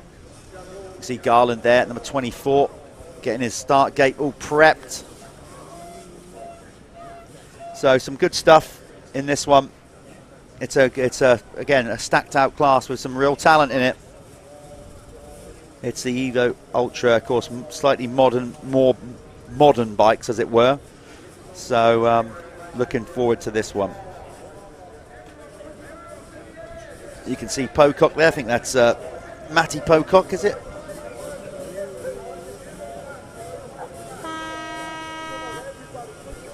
It's good to see there Roger Warren getting stuck into the live commentary trackside, and Liam Garland is lining up there. So yeah, good to see that they've managed to get that thing sorted then. Managed to find out the mystery from that race. So yeah, these races. So you have Tom Grimshaw with a third and a first, and Liam Garland with 2 seconds. They both lie level on 4 points, equal first in the overall standings. Brad Pocock's had a good weekend, the number 57. In fact, we've got 3 of the Pocock brothers here. Just Mel absent from this one, but we've got Brad, Brett, and Matt all out in this race. Number 57 in the right order. Did I get them right? No, I don't know. I was talking to them this morning about it, saying how I was getting in a flap yesterday because I was trying to remember which chronological order. Just too many Pococks, literally rattling around in my head. But yeah, that was good. We've got some news on Mel Pocock a bit later. I'm not going to tell you what that is now until we get closer to that international VMXdN race. Yeah, fair enough. There's Callum there, looking fly, like you say, looking standing out actually, isn't he? There with the white kit, looking good. Yeah, so we have got. So that's the overall win. And also Brad Pocock's there, actually third overall at the moment with 4th on the third, number 57. So watch out for him. And then equal 4th is Sam Nunn and Liam Knight on the 195 machine. So they are equal 4th on 10 points. But the heads go down, and the Evo Ultra class is go! Somebody got close on the Kawasaki there. Nearly hit the gate. Got a good start. Pocock up the inside hard. Oh, he takes everybody wide. It's a massive pile-up. Garland down. Wow. This is going to be carnage. Brad Pocock right towards the back. Garland in there. So 2 of the riders I mentioned that are in the overall reckoning, and that gorgeous white and purple Yamaha is on the floor, but it is none in front from the Suzuki man, 192. That's Ben Gillett has had a great start there. Ben has finished 7th and 6th and currently lies in 6th overall. We just saw the big number 9 there, Charlie Guttridge, moving through the pack as well, trying to get things sorted. And there on the opening lap, that's Tom Grimshaw, has also not had a great start either. So it's all falling the way of Sam Nunn. And all of those positions he made back up in race 2 yesterday will be paying as somebody precariously goes down the hill. Good luck. And yeah, looking quite scary there in start fashion. But here comes Nunn, and he's feeling good. This is looking for what would be his 4th race win of the weekend. So that would be pretty special. He's had 2 in the other class and the first race win in this class yesterday. Yeah, it was good to see Charlie Guttridge out there. Obviously, when you mentioned his name, of course, Dad Steve is the Kawasaki Europe coordinator, sorts out all the deals with Febvre and Raikkonen, and just basically managed all that. Started with Team Green, so Charlie, well, got a good chance there of riding the Kawasaki. I would say he's actually, here's the story with that, he's actually wearing his dad's Team Green kit from back in the day. Wow. He's such a big lad, like literally, like you said, he's big for his age. So yeah, good to see Charlie out there. Dad heavily etched in the industry. And Garland there, we just see him in sight there, number 24. Great to pick him up there, good camera work. And yeah, the Yamaha man is flying through the pack there. We'll see where he can recover to, because obviously this is a largely full of amateur riders, of course, this event, although obviously, yeah, very fast, especially in the case of Sam Nunn there. But yeah, some of these top riders, they should be able to carve through the pack pretty quickly, even in the short 5 lap motos. So yeah, we'll see what Garland can do. He's picked it up well, and he's back on the pipe. So yeah, Nunn, wow, this is getting familiar territory for Sam Nunn now, back with his familiar number 365 that he normally rides the British Championship with. Yeah, Sam pressing on, riding very, very well. Comes across the line, that lap time there, 2:18.1, but of course that's the first lap, always a bit tricky. And Jack Brunella is in 2nd place. He's moved his way up there, as we can see on our screens there. Good to see Liam Knight in the reckoning as well. He's currently lying 4th level overall with Sam Nunn in the points, but he's losing out in that one. But yeah, 3rd for him. Gillett, Jake Preston riding well, Brett Pocock up into the top 6 there, Ross Hill, Jana Bauer, Luke Kennett and Tom Grimshaw there in 10th spot. So Tom is having to fight back hard and try and fight for this overall win, but of course his main contender for that one, who he was level with, Liam Garland, is much further back. We'll pick it up on the our screens here that we can see where Liam is. Try and pick up the number 24 if we can. Callum Swan comes through in 25th place. And Garland's already up to 11th. Amazingly, I scrolled down, thought I missed him, had to go right back to the top again. Liam Garland is up there into 11th place, riding supremely down in the first corner, 11th at the end of the first lap. That is a wonderful charge there from Liam Garland. He's just got ahead of Mitch Armour most recently there, and he's only 18 seconds back from Sam Nunn in the lead. So yeah, incredible riding from Liam Garland. He's had all sorts of bad luck in this event with mechanical issues that has really deprived him of the chance of fighting in the Wright Engineering team race. But at the moment it looks like his team can handle the loss of one of his motos. And Grimshaw there scrapping. There's Grimshaw just went through the shot just ahead there of another Yamaha rider, and Garland makes his way around. That's the 117 of Brett Pocock. So that's Brett moving down the order. I hope he did, yeah, past Brett nice, and you know, it's Bradley he's probably after, because it was Bradley that pushed him wide and took him down effectively in that first corner. Yeah. Liam will be charged. I've said before, said it yesterday, when he goes down trying too hard, you see, there you go. He's just crashed, washed the front end, just pushing it too hard. This is where Liam, he's had a lot of time off the bike, he's had a lot of injuries down the years. Just take a breath, kid. Well, he's not a kid, he's a young man anymore, you know, because he's had a lot of unfortunate injuries, just pushing a little bit too much. And he just wants a nice steady ride. I know he's angry, the red mist is down, but just take your time with it, fella. Yeah, he's not dropped down too far though. 3:38 there is Jarno Bowell, who was 8th as they crossed the line last time round. He just goes past him. You mentioned Brad Pocock there, Jeff, and Brad's actually not recovered too well. He's in 37th. So that says to me it might be a bike issue, but he's 7.8 seconds off the back of the pack. So he wasn't still down with Liam at the end of it, so he's been off again then, hasn't yeah, he, maybe, or like I said, maybe with his eagerness to get that start, because he went in hot. Yeah, I mean, let's not kid ourselves. He, when everybody was turning, Brad was going straight. So, and everybody on the outside of him had nowhere to go but to go straight with him. So that's basically what happened with that. Yeah. And he might have picked up some damage to the bike. We don't know. Obviously, sat in here, you never know what's going on in a rider's head, and you certainly don't know what's going on with their bike.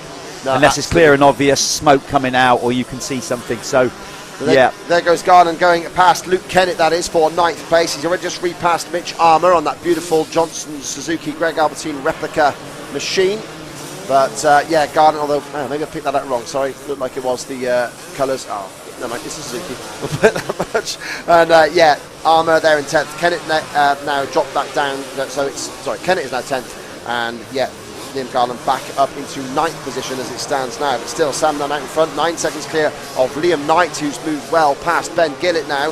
So Knight is right up in the reckoning there. Jack Brunel dropping down to 4th. Grimshaw fighting all the way back up to 5th spot, and here is Brunel against Grimshaw, and that looks like Grimshaw's making a move. We can pick up that battle again between 21 and 155. Yeah, we're on it. We're on it. Just spoken. There we go. We got them coming up the hill. I just spoke to our director there to see if he can get onto those two, and we found them pretty quick on the track. This is a good battle shaping up.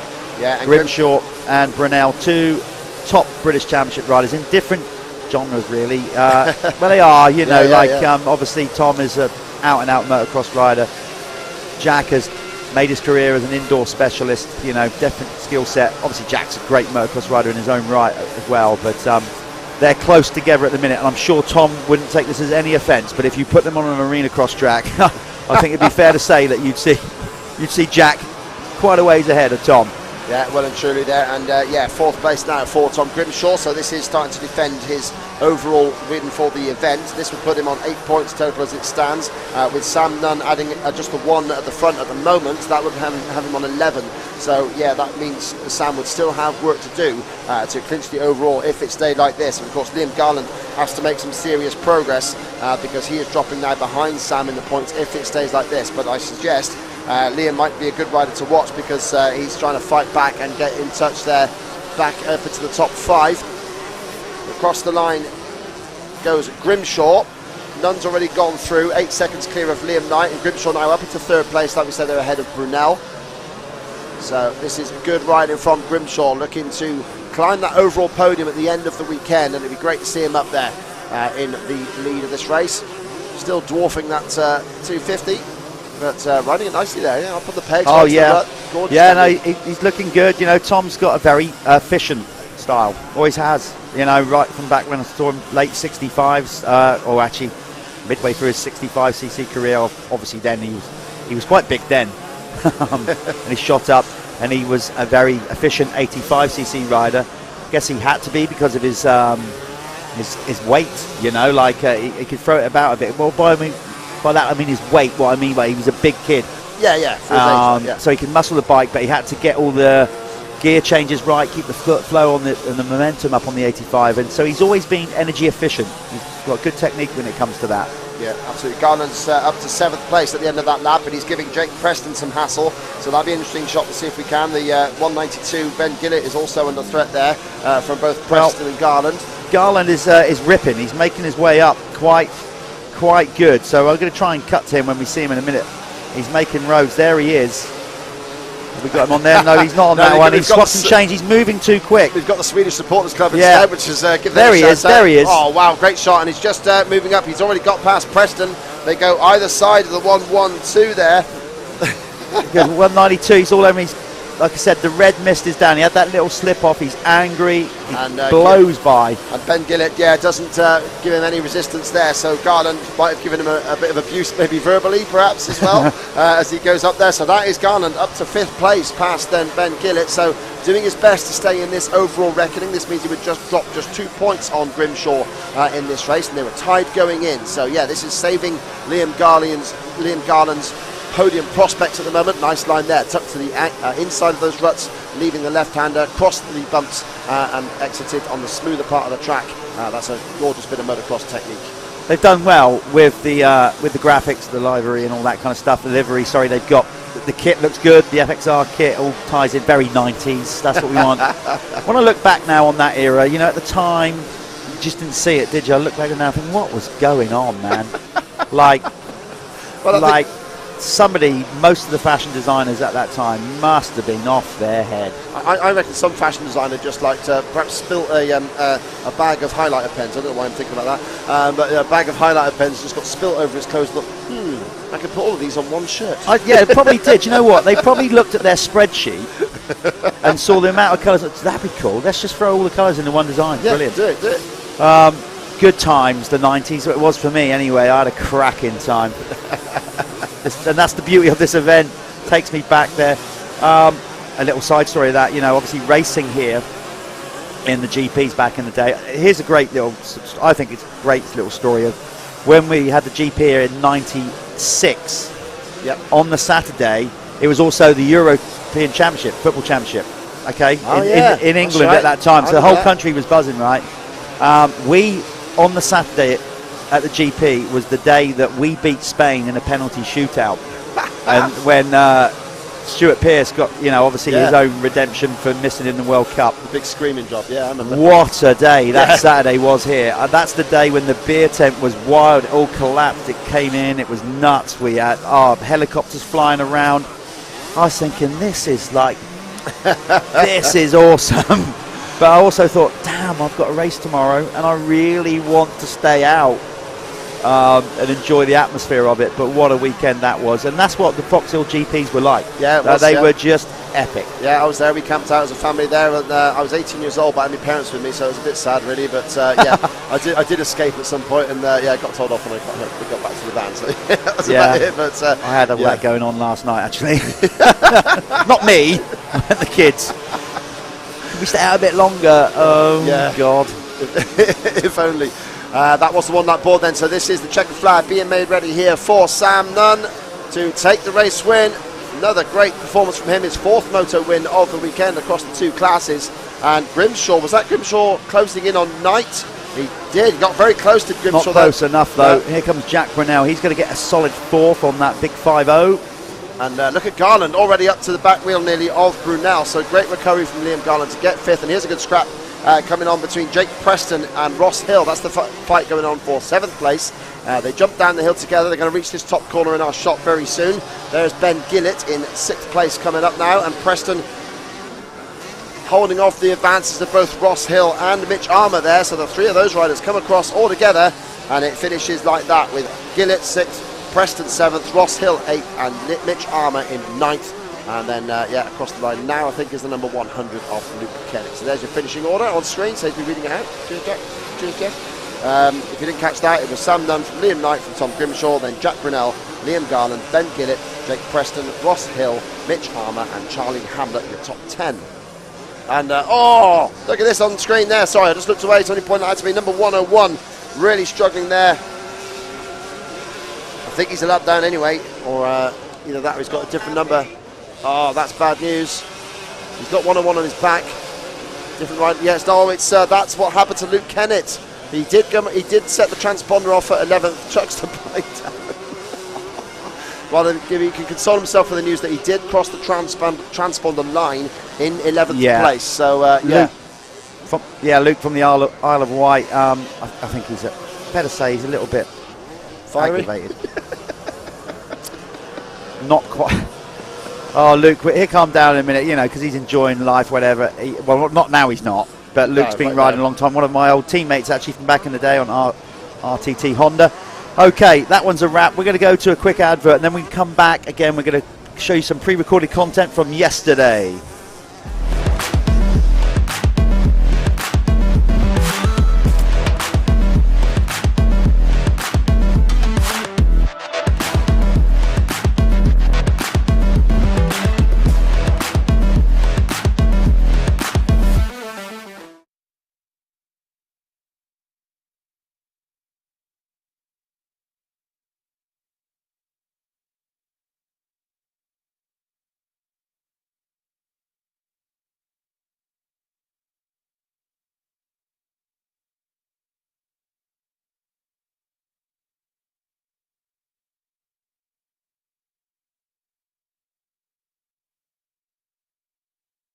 Right, here we are. We're over at the Yamaha camp with somebody that's a prolific motocross rider. He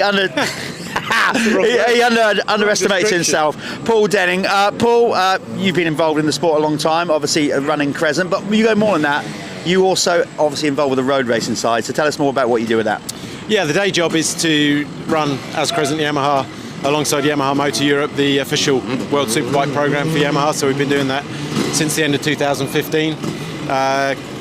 Step-by-step improvements culminating in the World Championship in 21 and a very, very competitive package now. So that's the day job, and it's honestly the nicest project I've ever been involved in, really, in all the years of road racing. But this is the sort of first love. Yeah, when you start doing something at 7 years old, it's difficult to leave it alone. So 50 years later, here we are. Yeah, and this event, it gives you an opportunity to come out and race, because you are, so I know how busy you are with the road racing stuff. So here comes Chico coming in, we're in his way. Let's just move over a little bit. That's how cool that is. But like you said, this is kind of like more like your roots. This is where the love very of much so. motorcycling started. I jumped on the back of a homemade little dirt bike, as I'm sure you did, with my dad sat on the back, and looked round and he wasn't there anymore, and that was how so many of us started at 6 and 7 years old. And that feeling of riding a dirt bike, even though it's now, I was never fast back in the day, you know, like the level of you guys and the top guys, but enjoyed racing competitively. And the level's less now, the intensity's less, but the feeling of just getting if you only get one section of the track right, it's like, oh, that's nice. And it's a lovely feeling that not many other sports give you. So, yeah, still really enjoy it. I have to say, though, this track is a bit different maybe than the kind of normal practice track you go to on the weekend, and my arms pumped up just driving through the gate this morning, you know, like, oh my god. So 5 laps isn't really the problem, it's sort of arm pump after half a lap is the problem. You got last year you got an okay? What, you know, I know you had a little misdemeanor. I looped out on the line. You are going to admit that. Yeah, we all don't do that since we're kind of 9 years old, and we've done it once on a YZ60 or whatever. But yeah, I looped out off the line, which was fantastic. So I'll try and keep the back mud guard on this one this year. And from a Yamaha perspective, obviously a big deal. Explain more why you guys are here from that side of it. Sure, as Crescent Yamaha, obviously, as you know, we got the Yamaha dealerships, and really building the off-road side, of course, supporting Lee Webber and the Cab Screens Crescent Yamaha MX team with Jamie Carpenter and Harry Kulas and Sam Nunn, and also helping you out with the Blue Crew program and getting that kind of building in the UK. So that kind of love of the sport has always been there. So to be here and support this event, launch the all-new YZ250F and the YZ252 stroke in the anniversary 50-year colours alongside Yamaha Europe here is obviously a pleasure. It's not hard work. It's you turn up Thursday afternoon and the guys from Yamaha Europe couldn't believe it. The place was full and full of drunk people. It's like, you know, the bikes don't start for another 2 days, so it's cool. Look, we wish you the best of luck. Stay safe out there. All the best. There you go. That's Paul Denning and the guys at Yamaha.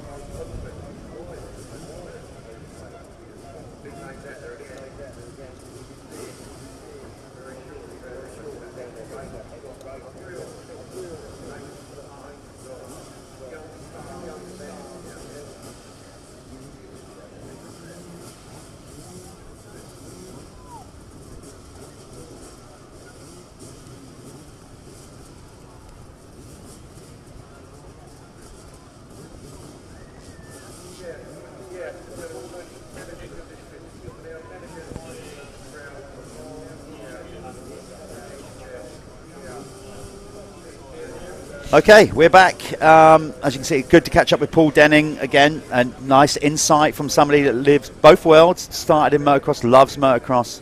Ended up, obviously, being a world superbike team manager and a winning one as well. So here we go. We are coming out now. We're rolling out on the Evo Open over 30s, I believe we're on. Ben, is that right? That's right. That's it, yeah, exactly. So, yeah, this is on 1989 machines or older. So, again, we get quite a lot of red mud guards in this one. And, yeah, we'll watch for the number 155, Jack Brunel, straight back out again. And he won the second race yesterday after Lewis Toombs broke down. So, they are go into the first corner.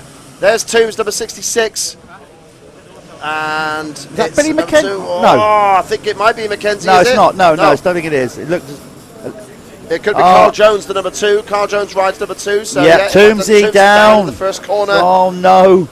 Also down there with him was the number 4 rider, Maurice Heffernan. But yeah, this is Carl Jones, who was lying 3rd overall after a 5th and a 3rd yesterday. So Jamie Skews there is also there, the number 600. He's 2nd overall after 3rd and 2nd yesterday. So yeah, problems there for Toombs. Means that it's down to battle between Brunel, Skews, Carl Jones and Scott James, who recovered to 22nd after a crash yesterday. Is yeah, a bit further down the pack, but also certainly on top pace. So yeah, watch for these riders up the hill. Comes Jack Brunel now back into the lead ahead of Carl Jones. So Brunel having a nice VMXdN Foxhill. I think it's safe to say he's enjoying himself this weekend out there in a freshly set of FX circuit. At time to get changed between motos. That's a bit Lady Gaga style change going on there. And yeah, number 21 Neil Thompson slides out at the top of the hill as Toombs says thank you very much, I'll take that spot, thank you. And yeah, up the hill they charge. Rare 500 to go through. That was Ash Greedy. You could just quickly saw the number 33 flashing past in his distinctive kit there. And Greedy is currently 6th overall after 6th and 8th yesterday. So riding well is the Welshman. Yeah, expect Lewis Toombs to cut through the pack pretty quickly here. Obviously he's got the speed, went down that first corner. Lewis has got a lot of experience. He will ride fast, he'll ride hard, but he'll also know not to override. Although he'll be angry, he's not a young man anymore. He'll just keep it in check, use that momentum. It's bizarre, isn't it, as a rider? When you have those rides, right, where you crash in the first corner. Yeah, and I'm not saying we're like James Stewart, where you come from last to first, but you have these amazing ride back. You come back to your pit crew, your crew's like, brilliant ride. You should, you know, ride like that and then ride like that in the next one. Why don't you ride like that all the time? And you just can't. It's just like. Yeah, there's nothing like that red mist, like you say, of just like absolute sheer. I mean, sometimes it can backfire as well, and you can make it. Oh, absolutely, worse. Yeah. You know, we saw Liam Garland in the previous race. He crashed again because he just started to push a bit too hard. I mean, Garland did actually, on that note, he did actually come back to 5th, so he did great ride. Still but initially he crashed, and then that adrenaline was still pumping. Then he made another early mistake straight away. Yeah, certainly cost him maybe another 2 places in that race. So yeah, here comes Brunel on the 500. Absolutely loving life on that machine, and launches. What he's doing there, you can just see him hop, because it dips before this big launch, and what he's doing there is landing on the downslope, so a bit of arena cross technique coming in, slightly seat bouncing a 500. Are we doing that these days? Yeah. And yeah, landing on the downslope, and then gets a nice smooth launch off of that big downhill there. Our timing screen was a bit off there, but yeah, we've got Brunel leading from Carl Jones, 3 seconds between them. Jamie Skews is closing in on Carl Jones, should be a good scrap there, and Toombs is already up to 6th there. He was up behind Ash Greedy. And I think that might be a lap rider he's going through there, although it would be a bit early for that. And it's 55 on the bike, but there is no 55 in our list. Maybe it's Steve Bixby. There it is. Yeah, Bixby has got number 14, so it's Bixby in 7th. He's just gone past there with a 55 on his back, which is actually his regular number. So yeah, that's Bixby. There is top 10 there. Yeah, top 10 there. Jack Brunel, Carl Jones, Jamie Skews, James Kensington in a solid 4th place. And Kensington lies 5th overall with a 9th and a 4th from yesterday. And then in 5th is Ash Greedy. 6th there for Lewis Toombs there already, although he's just gone past Bixby, so he's trying to set his sights on Ashley Greedy.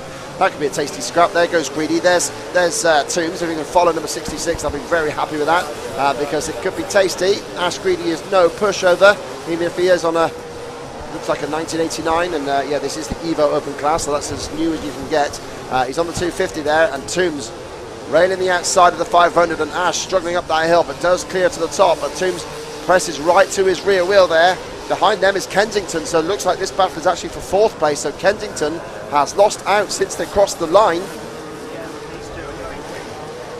These two are going really quick, and there's no doubt about it. Two seasoned competitors. Ash has tamed a little bit. Not a lot, not a lot, but enough. He is one of the fiercest competitors. He will not give you an inch, I tell you. He will not let you pass, well, certainly back in the day. And even when you did pass him, he will come back at you like a cobra. Absolutely. He literally goes straight for the strike. He's not worried about it.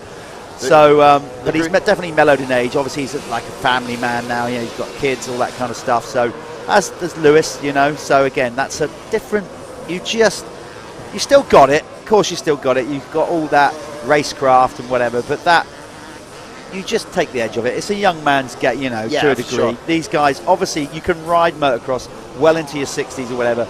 But there's no doubt about it. The peak of your career, you know, is in your 20s, going in now into sort of early 30s. Beyond that, your body just starts to tell you like what you're doing. Talking on that note, I was chatting with Matt Bates last night. We saw Matt take a tumble yesterday. We didn't see the crash, but we obviously saw the aftermath of it. Matt has broken his foot, and he's categorically. Because he says it every year. Yes, I'm not doing it. That's me done. Not doing it again. That's me done. I'm not doing this anymore. Right. I think there was a slightly different tone in his voice last night. I think he's finally accepted. He goes, look, yesterday's crash actually did. It's not the fact that I've broken my foot and I'm in physical pain. Yesterday's crash just scared me. Yeah, absolutely. You know, and I'm like, I'm a 51-year-old guy. Like, what am I doing? You know. Yeah, absolutely. That pressure from Lewis Toombs has pushed Ash Greedy up to pressure and now past Carl Jones. So Jones going backwards there. So Brunel still leading. Jamie Scoos has worked his way up into 2nd place past Carl Jones, and now Greedy with pressure from Lewis Toombs. And there's a yellow flag up the hill. Oh, someone stopped beside the track. It's got one of our leaders. Yep, 231 is Nick Noble, and yeah, he was a bit further down the order there. In fact, right to the back already. So yeah, I think he's been there maybe for a lap or so. We just haven't seen it yet. But now Greedy ahead of Jones. What a great 3-race scrap going on here for 3rd place in the moto. On their 3rd out of 5 laps, so plenty to go yet. And Scoos is only just up the track a little bit. There goes Toombs past Carl Jones. Nice move. Then launches down the step there to gain another few tenths. And look at this, they're all together for 2nd now. Scoos with Jones chasing him down. 3rd is Greedy, 4th is Toombs. This is good stuff. Well, tell me when it's not. Actually, the entire weekend has been as we expected. You know, sometimes, Ben, you know what it's like. You can get hyped for an event. It's not like when you're going out with your mates. Why do I always tell stories that are about partying? I've got to address that. Anyway, it's like those moments where you plan a big one with your mates or whatever, and then it kind of falls a bit flat, not what you expected. Yeah. And yet, the ones where you don't plan it, it's just amazing, like awesome. Yeah. But this is not like that. We've had so much anticipation and build-up leading into this event, thinking it's going to be great. It's going to be great. Oh, of course it was. Last year was great, and it yet again is delivering on track. Yeah, absolutely. Yeah, it's brilliant to see. And this now leading up. Now we've got the Super Evo Open over 50 years. We just saw Brian Wheeler there at track side looking there with the big number 8 on his back, and Ash Greedy has done very well to hold back Lewis Toombs. And he's now up into 3rd, only a 2.5 seconds back from Scoos. There's the gap. It's Scoos from Greedy with Toombs. Carl Jones now dropped back to 5th place. The rest of the top 10 is Steve Bixby, James Kensington, James Barnwell, John Robertson and Jordan Cutting, with John Barfoot in 11th, where he seems to be spent the entire weekend. And yeah, Greedy now. He's closing. He's closing so quick. He's knocking out, what was it, a 2:28, did we say? Yeah, so he's, as opposed to Scoos in front of him was doing a... No, they've all dropped their times now. It's starting to come down, yeah. Scoos on a 2:28 with Ash Greedy on a 2:26. Yes, that's what I'm saying. So he's by 2 seconds that lap. Pulled 2 seconds, so... it might be an issue. Well, look at this. Scoos is getting some pressure.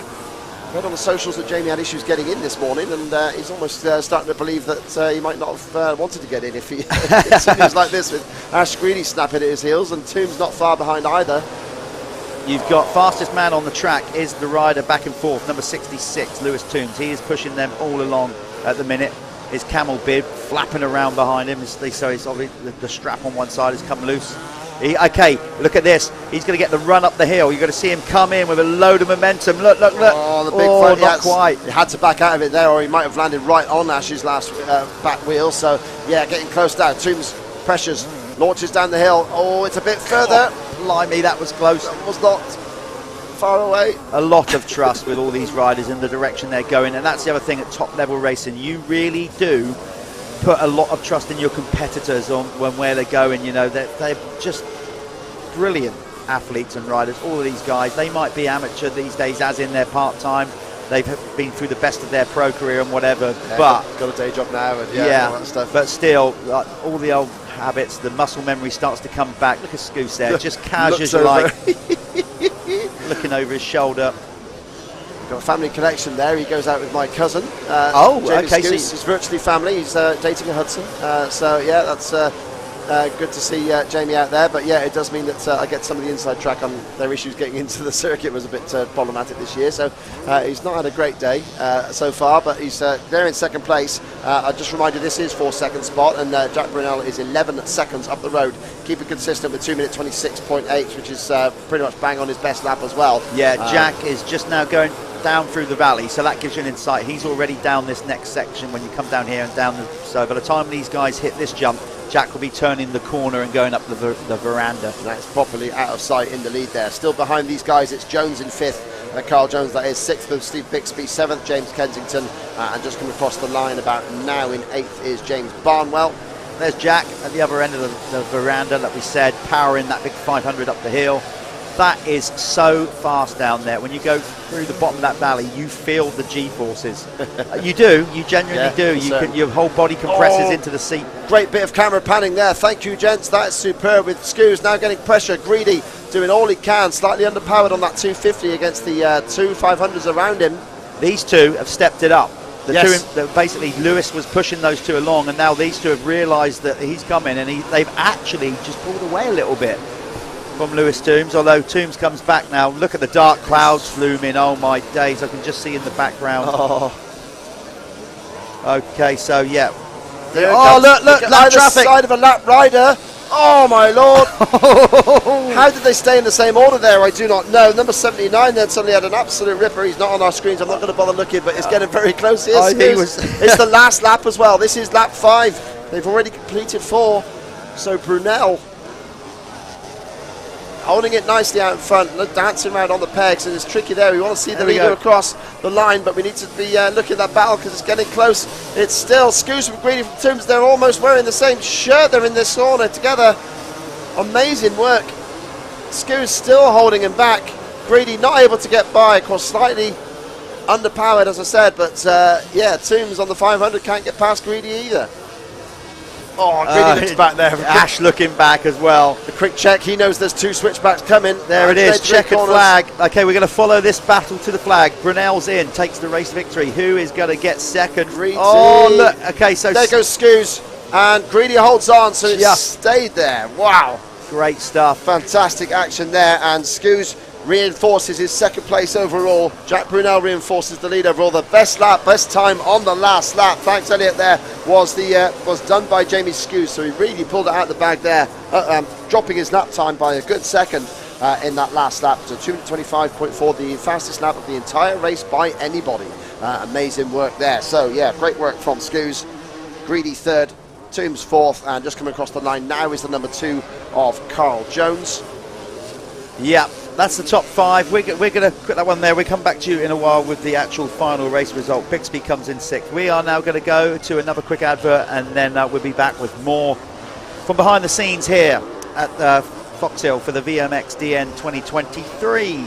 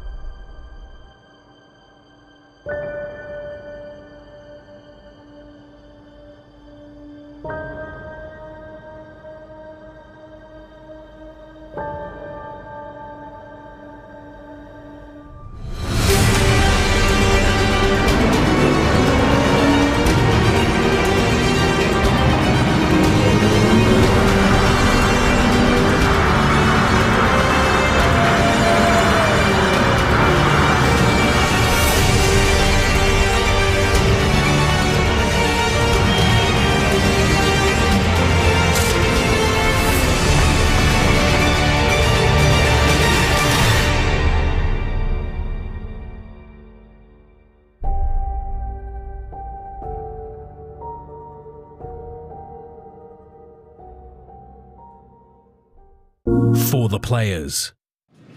Right, Stuart here. We've joined a Pico team, a brand name that you'll be familiar with in British motocross. Been around a long time, and it's great to see them involved. So we're going to have a chat with some of the boys, see what's happening. There's a familiar face over there that I've been friends with a long time. So let's go and speak to Jamie Law first of all. Also, we'll ask some questions about the hydration station. Jamie, all right. Interrupt a second, guys. How's the prep going? Oh, my prep's done. It's everybody else, mate. So I'm chilled out. You're sounding confident already, mate. How's the bike going? How do you feel on it? It's all right. It's an older bike. I think I'm comparing it to a new bike, so you sort of think it's not there, but I guess we'll find out tomorrow to see what it's like. Well, how are you enjoying the retirement and coming out of retirement? Obviously, the last time we saw you racing competitively was on a two-stroke, so is that going to help you? And what's the story about this bike?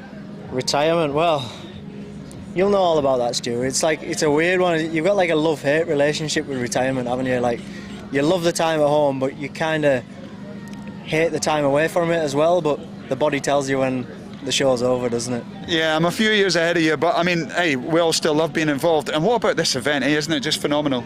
My first year here, so I heard a lot of good things about it last year, and when the opportunity came to be part of it this year, I couldn't turn it down. So I had this sat in the garage. I bought it off my postman, as you can see, the Royal Mail. Oh, we're representing. We're representing. Well, it was a nice touch. I bought it off Postman Matt, so shout to Postman Matt. Not Postman Pat. No, Postman Matt. And it was sat there, and I thought, hey, why not? Let's have a go. I must admit, I've always had a bit of a thing for a Honda. So how much work has gone into this, prepping it then, the bike? I know you're happy where it's at.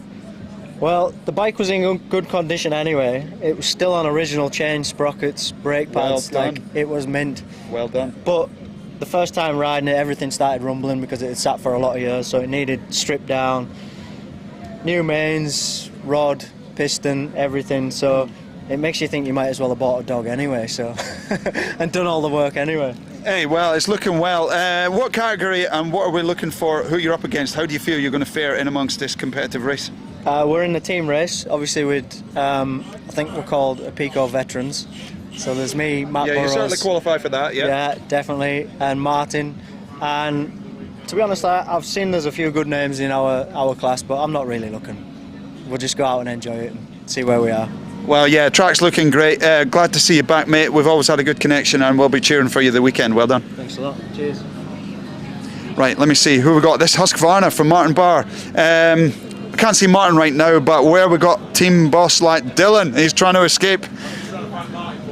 Aye, right, thanks. Right, we've got Martin Barr in the background there. In fact, do you want to come over this way, Charlie? Let me see, we've got some branding in the background for you guys. Mari, good to see you, pal. How are you? Right, good. So tell us about this appearance today, VMXdN, for yourself. Yeah, it's my first time here. You know, obviously I've seen the videos from last year's event, and I was like, I want to come down and have a watch and stuff. Definitely. And then, you know, the new rights engineer national class, myself, Matt Burrows, and Jamie Law decided to put a team together with Dylan from a Pico, and we're here. We're loving it so far. It's just completely buzzing. The atmosphere, the whole setup's brilliant. Yeah, good. It's nice to see the variety of bikes, and yourself is someone we've gone through years of racing motocross, so you're familiar with the two-strokes as well. How's the bike feeling, and I bet you're looking forward to getting out there? Yeah, definitely. You know, the bike, 2002 Husqvarna two-stroke. We rode it for the first time a few weeks back at the Pico Two-Stroke Festival.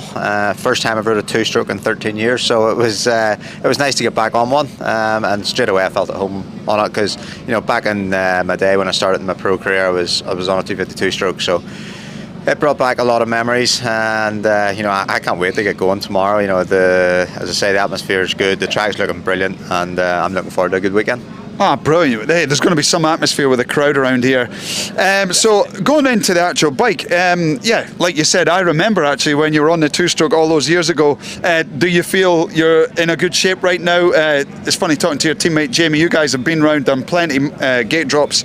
So is there a target, or is fun the priority, or you really feel you're going to get stuck right in there at the front end? You know, as we're coming here, it's all a bit of fun. But as you know, as an ex-rider, once the gate drops, you know, we'll be giving it our all and want to go out and get a decent result. So it's not going to be easy. You know, the lineup, the entry for this race is fantastic. It's going to be definitely good racing, and you know, there'll be a lot of bar bashing, I'm sure. And yeah, we can't wait to get started. We'll be giving it a good go. Right, good. Well, we'll support you the weekend. All the best of luck. I wonder if we could get Dylan in for a little chat. Right, come and check out some of these bikes. What have we got over here? Right, team boss Dylan Brown. Dylan, good to see you again, pal. See you, Stuart. Nice to see you. Hey, what some lovely bikes you've got on show. So do you want to maybe tell us about what you've got here? Yeah, these bikes have been part of the Apico history now for many, many years. We helped and supported Rob Herring through his British Championship and Grand Prix career. So we've got his 89 factory Suzuki. We've got his 91 Silkaline Honda. Beautiful. And we've got the 92 Castrol Honda as well. So all three of these bikes, full original factory bikes. That's awesome. Ridden and raced by Rob, and also won multiple British championships. Well, there you go. Apico is a brand we're familiar with. Rob on his chest, wasn't it? Yeah. That's it. Yeah. No, we've also actually replicated the Silkaline Honda gear for our veterans riders for this weekend as well. So that'll be cool to see them guys out on the track with the old Apico gear on. Nice. And what's the connection here with the water supply over here?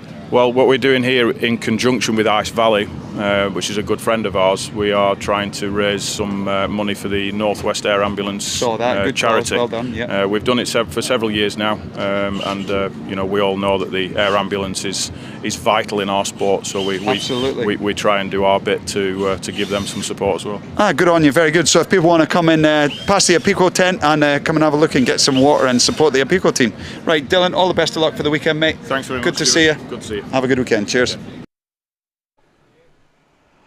There you go, nice little insight with the guys at Apico, Dylan Brown and the team over there doing a good job. That was Stu Flockhart who was with us yesterday, just going out and talking to some of the teams and riders. More of those to come. Lining up now is the Super Evo Over 50s Open. Again, some big names in this. We've got Joachim Carlson, we've got Brian Wheeler, who's always good fun to watch. Doug Dubuck. Just before a right-hand corner, just incredible work. Yeah. Phil Lewis is in this one. There's some Terry House is always in the mix. These are the older guys, plus 50 plus, the class that if I was racing, I guess I would have gone in. We've also got some young viewers at home. I'm just going to give a special shout out because these two little kids, they go and race the little Revy balance bikes, next generation. And I've just been told that they're actually watching this live stream. Sweet. And they're not even riding a petrol bike yet. So I want to give a shout out to Martha and Lucas Gill. Martha wears a super fabulous coloured coat when she rides, whatever. You know, two young kids that are just starting their journey and they're tuning in and watching this. That's awesome. So Martha and Lucas, I hope you're enjoying your day. Right, here we go with the 50 and over class gate drop. Brian Wheeler, look for him. He always likes to run it in hot. There's Keith Johnson, number 47. Wheeler in second. He's going to try and turn tighter. But of course, it's that man, Kiko Chiodi. Yeah, Chiodi out in front yet again on that gorgeous 1993 YZ250 replica of the old standard bikes with the purple seats on it. And Wheeler there in second place. Doug Dubac in third. Then you've got Joachim Carlson. Ryan Hunt, number 77, is up there as well. Kiko won both races now away and clear yesterday. And yeah, Carlson is the lies second overall after third and second. And in third overall is Keith Johnson on the number 4 Kawasaki 500. But looks like Keith hasn't had such a good start on that bike now. So we'll see what happens here. Carlson just cuts up the inside of Dubac. There is Johnson just a couple of positions back from there. So most of the major players in this race are up towards the front again. We'll see some of the rest of the riders coming through, just getting a little bit of camera time for their glorious bikes and their Look at that, Ben. That's a nice picture there, Elliot, for Yamaha. You shouldn't be sat in here with us taking a break. Get over there and get that picture for Yamaha, all the branding and whatever. That was lush, wasn't it? Yeah, absolutely. Yeah, that's good stuff. Okay, we've got a yellow. Top there, yellow flag. Is it? I don't think it's going to be red because the bike's just about to I hope that. up. Well, as a spectator was sort of lying down, I hope he hadn't been knocked over with the pressure of going into those crowd control barriers. But no, all good. So in this one, Brian Wheeler in second. He is now going to make himself as wide as not one grand piano, two. Trying to get your way. You said that, not me. Yeah, well, I can say that. Well, I didn't mean by Bryce. I'm just literally the track craft. When you're, all of a sudden, when you're behind Brian Wheeler, the track seems to get narrower. It's yeah. I mean, it's as wide as you like. No, he won't mind me for saying that. Hopping up there. This is glorious technique. I mean, he just still looks like. you almost could put a Husqvarna label on that now, and it looks like it's still back to 1997. He just rides amazingly. The big old dreadlocks coming out there. If anybody's seen him this weekend, he's got dreadlocks like the Predator. It looks absolutely amazing. And yeah, such a cool customer there. Just chilled out. I don't think his English is particularly great. It certainly never was back in the day. So yeah, I haven't actually spoken to the man yet, but yeah, I'm a bit scared of him, to be honest. He's just a bit scared. He's just a bit of a character. I know he's half my size, but you know, he's just, one of those characters that he's just got this air of mystery about him. Amazing rider. Great scrapping going on here then. The Suzuki crew getting loving on there. the kit, absolutely loving the kit there. That's Terry Howes, the number 66 there. He usually rides a gorgeous old 1979 Mako, but yeah, he's out there now on that amazing 250 Suzuki, and really, like I say, making the proper Pico effort there. Yeah, good stuff. Okay, let's get them all over the line. We will show you the top 10 when they cross the line. Let's see if I think most of them are over the line. So here we go. We'll bring it up. There you go. That is the top 10 order. Yeah, absolutely. Yeah, they can see there, and that is looking good there for Wheeler ahead of Carlson. They're scrapping out for second overall there. Keith Johnson also in the mix as well, so they're all about 3 points apart for that position. Ryan Hunt is also in contention as well, but it looks like Ryan has dropped back. Was that Ryan at the top of that hill? Well, look, here we go. We got Ryan. We got them on the preview here, so let's get them up. We had them there. Sorry, there we go. No, that's the 20. Oh no, that's Phil. That two good friends from down there in Hampshire and Dorset. That was Terry House and Phil Lewis. Those two been racing together for, well, they were older than me and raced to the same regional area, Hampton Dorset and Ringwood Schoolboy Scramble Club. Yeah. Terry was already established, winning stuff in the senior class when I started in '81, as was Phil. Yeah. And they're still out. Begs the question, why aren't I out there? That's beautiful Suzuki kit there. I mean, I'd say that is like, he looks like Ryan Hunt from back in the day. I mean, like, Ryan must be on track with him thinking, I'm not racing myself. Amazing work there. Although it's the number 5, which was more commonly run by Rob Herring there, I think, in the British Championship back then. Maybe Watley, I might have got that wrong. That might have been, is it? Yeah, it's that sort of, just around. Terry is still so quick, by the way. To be fair, let me say this. Terry, by his standards, is riding a modern bike. Yeah, that's because he spends. If you think he's quick on this, you ought to see him on his Mako. Yeah, I did. He raced a local event to me that I commentated on earlier in the year at Bromsborough. Shout out to the AMCA guys that run that one. And yeah, he was against a load of 450s or 500. There was a couple of 500 two-stroke Hondas in there, and he was on a 490 Mako, just disappearing. Twin shocks the lot. Just amazing rider as well. I just got to say this. This is from a personal point of view. This is taking me right back. Watch it, literally the nostalgia of this, because I first obviously met Terry in 1981 when I started, and as I said, he was on an RM125 then. He was the man, you know, he would win a lot of stuff, even nationals in the senior 125.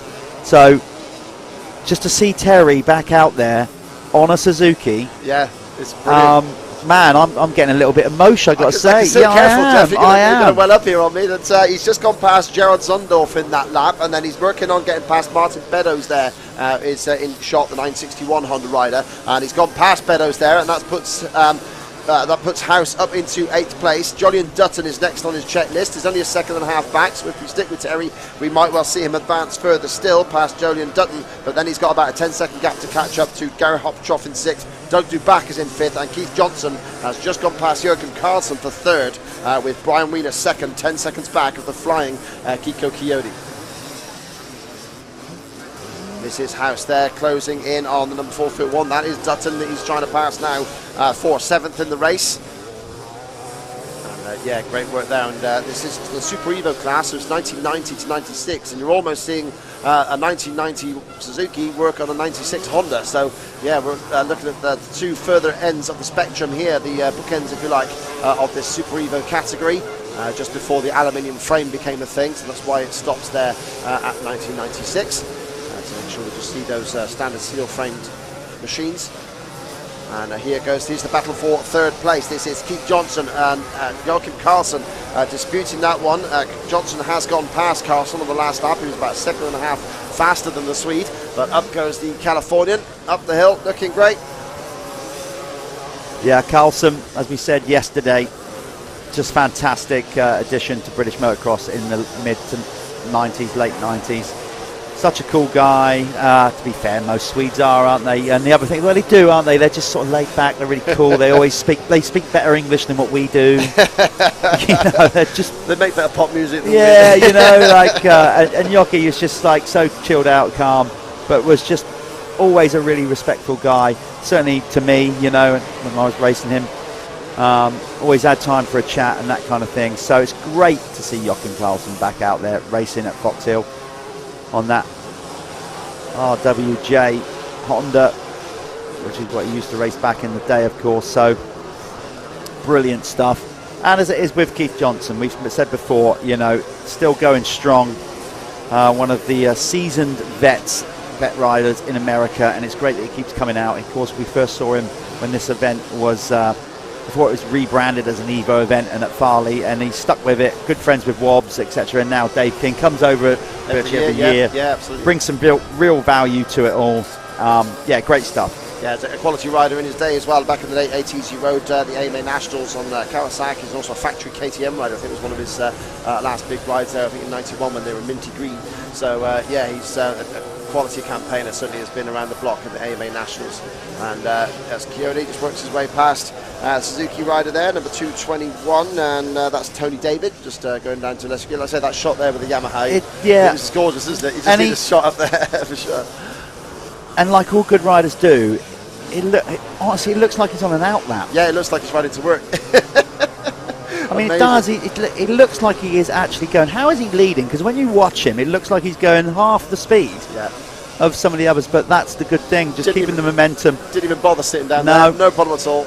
Not spinning that wheel, just obviously spinning it, but not spinning it on the spot is what I'm getting at. Just keeping maximum traction, keeping that thing rolling, probably riding taller gears. Just looking every bit the part. He's set the quickest lap of the race on a 2:24 compared to the others are back on almost a 2:30.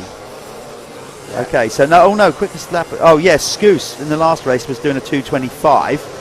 Jamie's what 30? What's Jamie?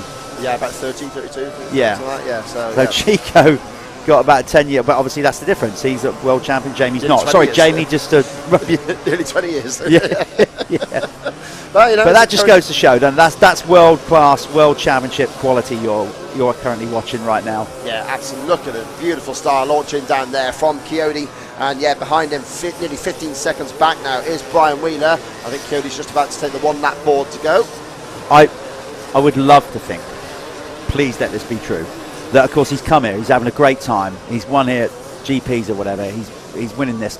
I hope that gives him enough incentive to not a 1 year deal. Yeah. I love that. I'm coming back next year. I really hope that this is enough to bring Kiko back next year. Good thing is we have to find some competition for him because he's waltzing away now. Still, Wheeler has not crossed the line as there goes Wheeler now, 16.5 seconds back from the Italian. And then behind them still is Keith Johnson, just 2 seconds back of Wheeler now, and then another 1.5 seconds back is Carlson. So there's good battling going on. Second, third and fourth look like they're pretty close on track. If we can pick up the numbers 8, 4 and 1 all riding together. Doug DeBact had a good one in 5th place. I'm just looking down to see what happened to Ryan Hunt. Number 77 is down in 16th place at the moment, which is way south of where he was. He's lying 5th overall after a 4th and a 5th yesterday. So Ryan not having a great outing here, looking like he's going to drop out the podium contention for sure. There is Johnson, nice bit of directorship, thank you, great stuff. With Johnson closing in on Wheeler with Carlson up behind him. And with this now being the last lap, we saw the one lap board there being given to Coyote out in front. But this battle for second could rage right till that final corner as Wheeler powers up the hill on the 500 Honda. So does Johnson there in third. And then we're just going past there, the number 32, Marcel Kreivanger. I believe that's one of our European contingent. Don't know the man personally, so I'm not going to guess his nationality, but up the hill goes Wheeler still out in front. I know his nationality. He went to the same school as me there in Woodland-le-Edge in Gloucestershire, part of the GL12 crew that we heard Bob talking about yesterday. And yeah, Brian Wheeler is actually on the honours board at KLB as motocross under-17 champion, which he certainly was.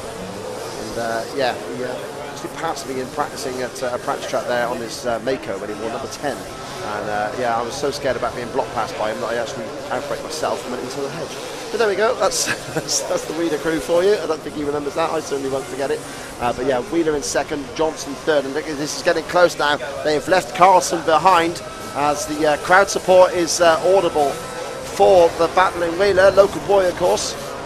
I remember a banner back at the Foxhill International there back in '91. There was one saying "Kick Arse Wheeler," and he certainly is doing that at the moment. As great timing, we get Coyote across the line there. He takes that race win.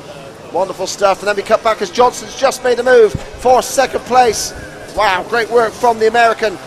This would put him right up into contention for maybe closing in on Carlson for second overall as well, because the Swede has dropped back and Johnson has made short work of getting by Wheeler, and there he goes up into second, takes that position. Third there is Wheeler, pulled away there from Carlson in that last lap as the Swede comes round the corner on his a replica of his own bike from the 96 era the RWJ machine with a big number 1, and of course he was a 3-time British champion on that. And yeah, fantastic work from Carlson, and Dubac having a nice little battle with Hoptroff there, with the lap rider just getting in the middle of it, and yeah, Hoptroff goes through. Dubac is going to finish 5th, Hoptroff in 6th. Yeah, I was speaking to Gary this morning. He said I am bouncing around the track. He said the thing. He said it's all right. He said the engine is awesome. He said, but the suspension, man, I am just getting pumped around everywhere on that thing. Yeah, absolutely stunning. Here comes Terry Howes. Then he's going to come through into 7th. So nice riding there. So there we go. Coyote on a perfect 3 points from 3 races. Johnson there, that second place puts him onto 8. Wheeler's third place puts him onto 11, and Carlson's 4th place sees him onto 9 overall. So it's that close for the podium between those. I was going to say boys, but yeah, between those guys. And yeah, Hunt actually recovered well to get up to 10th place at the end. House was 7th, Martin Beddoes 8th, Phil Lewis in 9th, and Ryan Hunt 10th, just ahead of my buddy Andrew Watkins, the Welshman, and then Tom Hemelder in 12th place. Gerald Zundorf, whose brother Bobby battles up to the top order in one of the other classes there, he ends up finishing in 13th spot. So there we go, nice riding from Ryan Hunt, but that 10 points sees him up to 19, and we'll drop him back a little bit there as Dubac's 5th place sees him on 17. So Dubac now overtaking Ryan Hunt for 5th overall. There we go, we shall see them come through now. Next up after this one is the Super Evo 125 over 25 years old, so some of the younger competitors on the court on the 8-litre machines, and then we move to the International VMXdN team race. As always with this first block, because there was no practice session, they just had to seriously water the track to make sure that it was in great condition for the racing, and yeah, from that sense they are all having exciting laps before they actually get through. There's a gorgeous machine. It was on a big number 8 500. No, what can't be number 8 because that's Brian Wheeler's number. It's the big number 9. And that's classic 91 CR500 sort of tiger stripe look. Across the line there comes Paul Denning on that Chesterfield black Chesterfield Yamaha 250 replica. Yep, that's all them in. Okay, we got the riders out on site in that. We caught up with one of the big names here at the VMXdN yesterday. Unfortunately, he's not riding, but I had the opportunity to catch up with Ryan Villopoto yesterday. This is what Ryan had to say.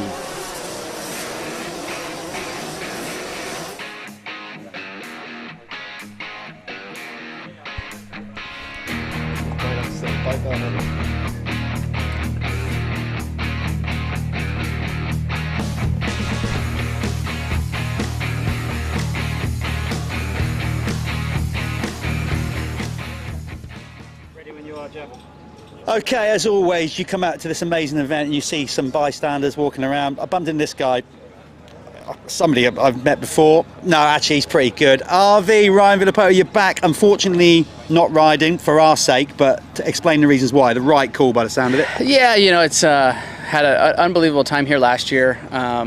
And the pace was high last year, but I feel like being that it was the very first time that we had done this event here at Fox Hills, you know, with bikes being built and everything was kind of rushed, I felt like last year, so everybody kind of was underprepared. And this year I knew leaving, I was like, that's why I had said here, I was like, I'm gonna have to do something, change up my program a little bit. Well, that didn't happen. I made myself more busy, so I've been on the bike probably 2 or 3 times this year at the most.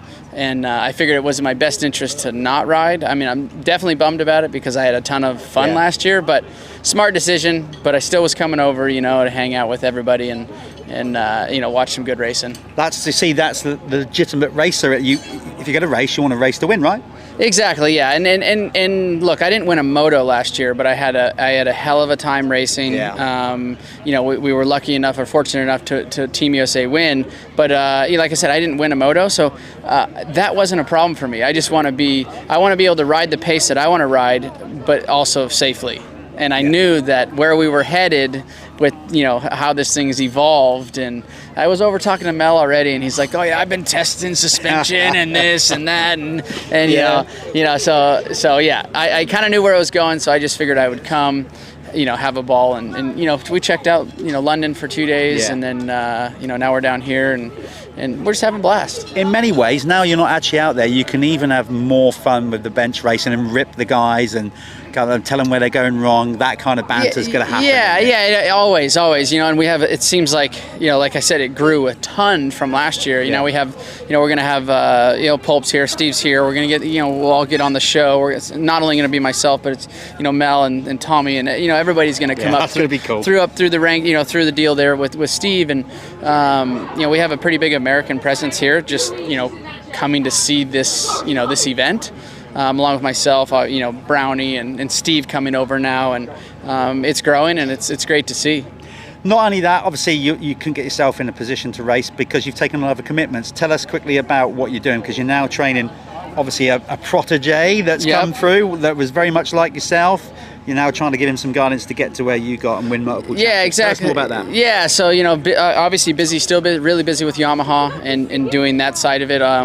You know, from the marketing side, Loretta's was a huge year this year. Had a great time there. A muddy one. It was also muddy. I flew out actually. I flew out the day before it rained, so I missed it all. So that, you know, I've just been busy with that, and then also helping Ryder D. You know, trying to have him come up and make his transition a little bit easier. So really, that's taken up a lot of my weekdays, middle of the week, you know, and also some weekends. I've gone to some races with him too, you know, so definitely busy. And that's, you know, really the repercussions of not riding is all the things that I'm doing. I guess you could call it my retired job. You know, I'm busier now. This is a harder lifestyle than racing. Yeah. Well, look, it's great to have him with us, Ryan. Me and Ryan's got a little bit of like beef going. Yeah. So I'm going to be having banter with. He got his ass smoked at Pit Bike Nations. Hold on a minute. This started already. Let me just correct him on that. I didn't. I was representing Team GB, Pit Bike Manager. You were the team manager. I was. Yes, absolutely. So what happened? We finished. It grates me to say we finished second to USA again. I'm still trying to raise enough money to put in a steward's inquiry, because I still seem to think their bike just got a different tone than ours. No, to be fair, it grates me to say it, but they won fair and square.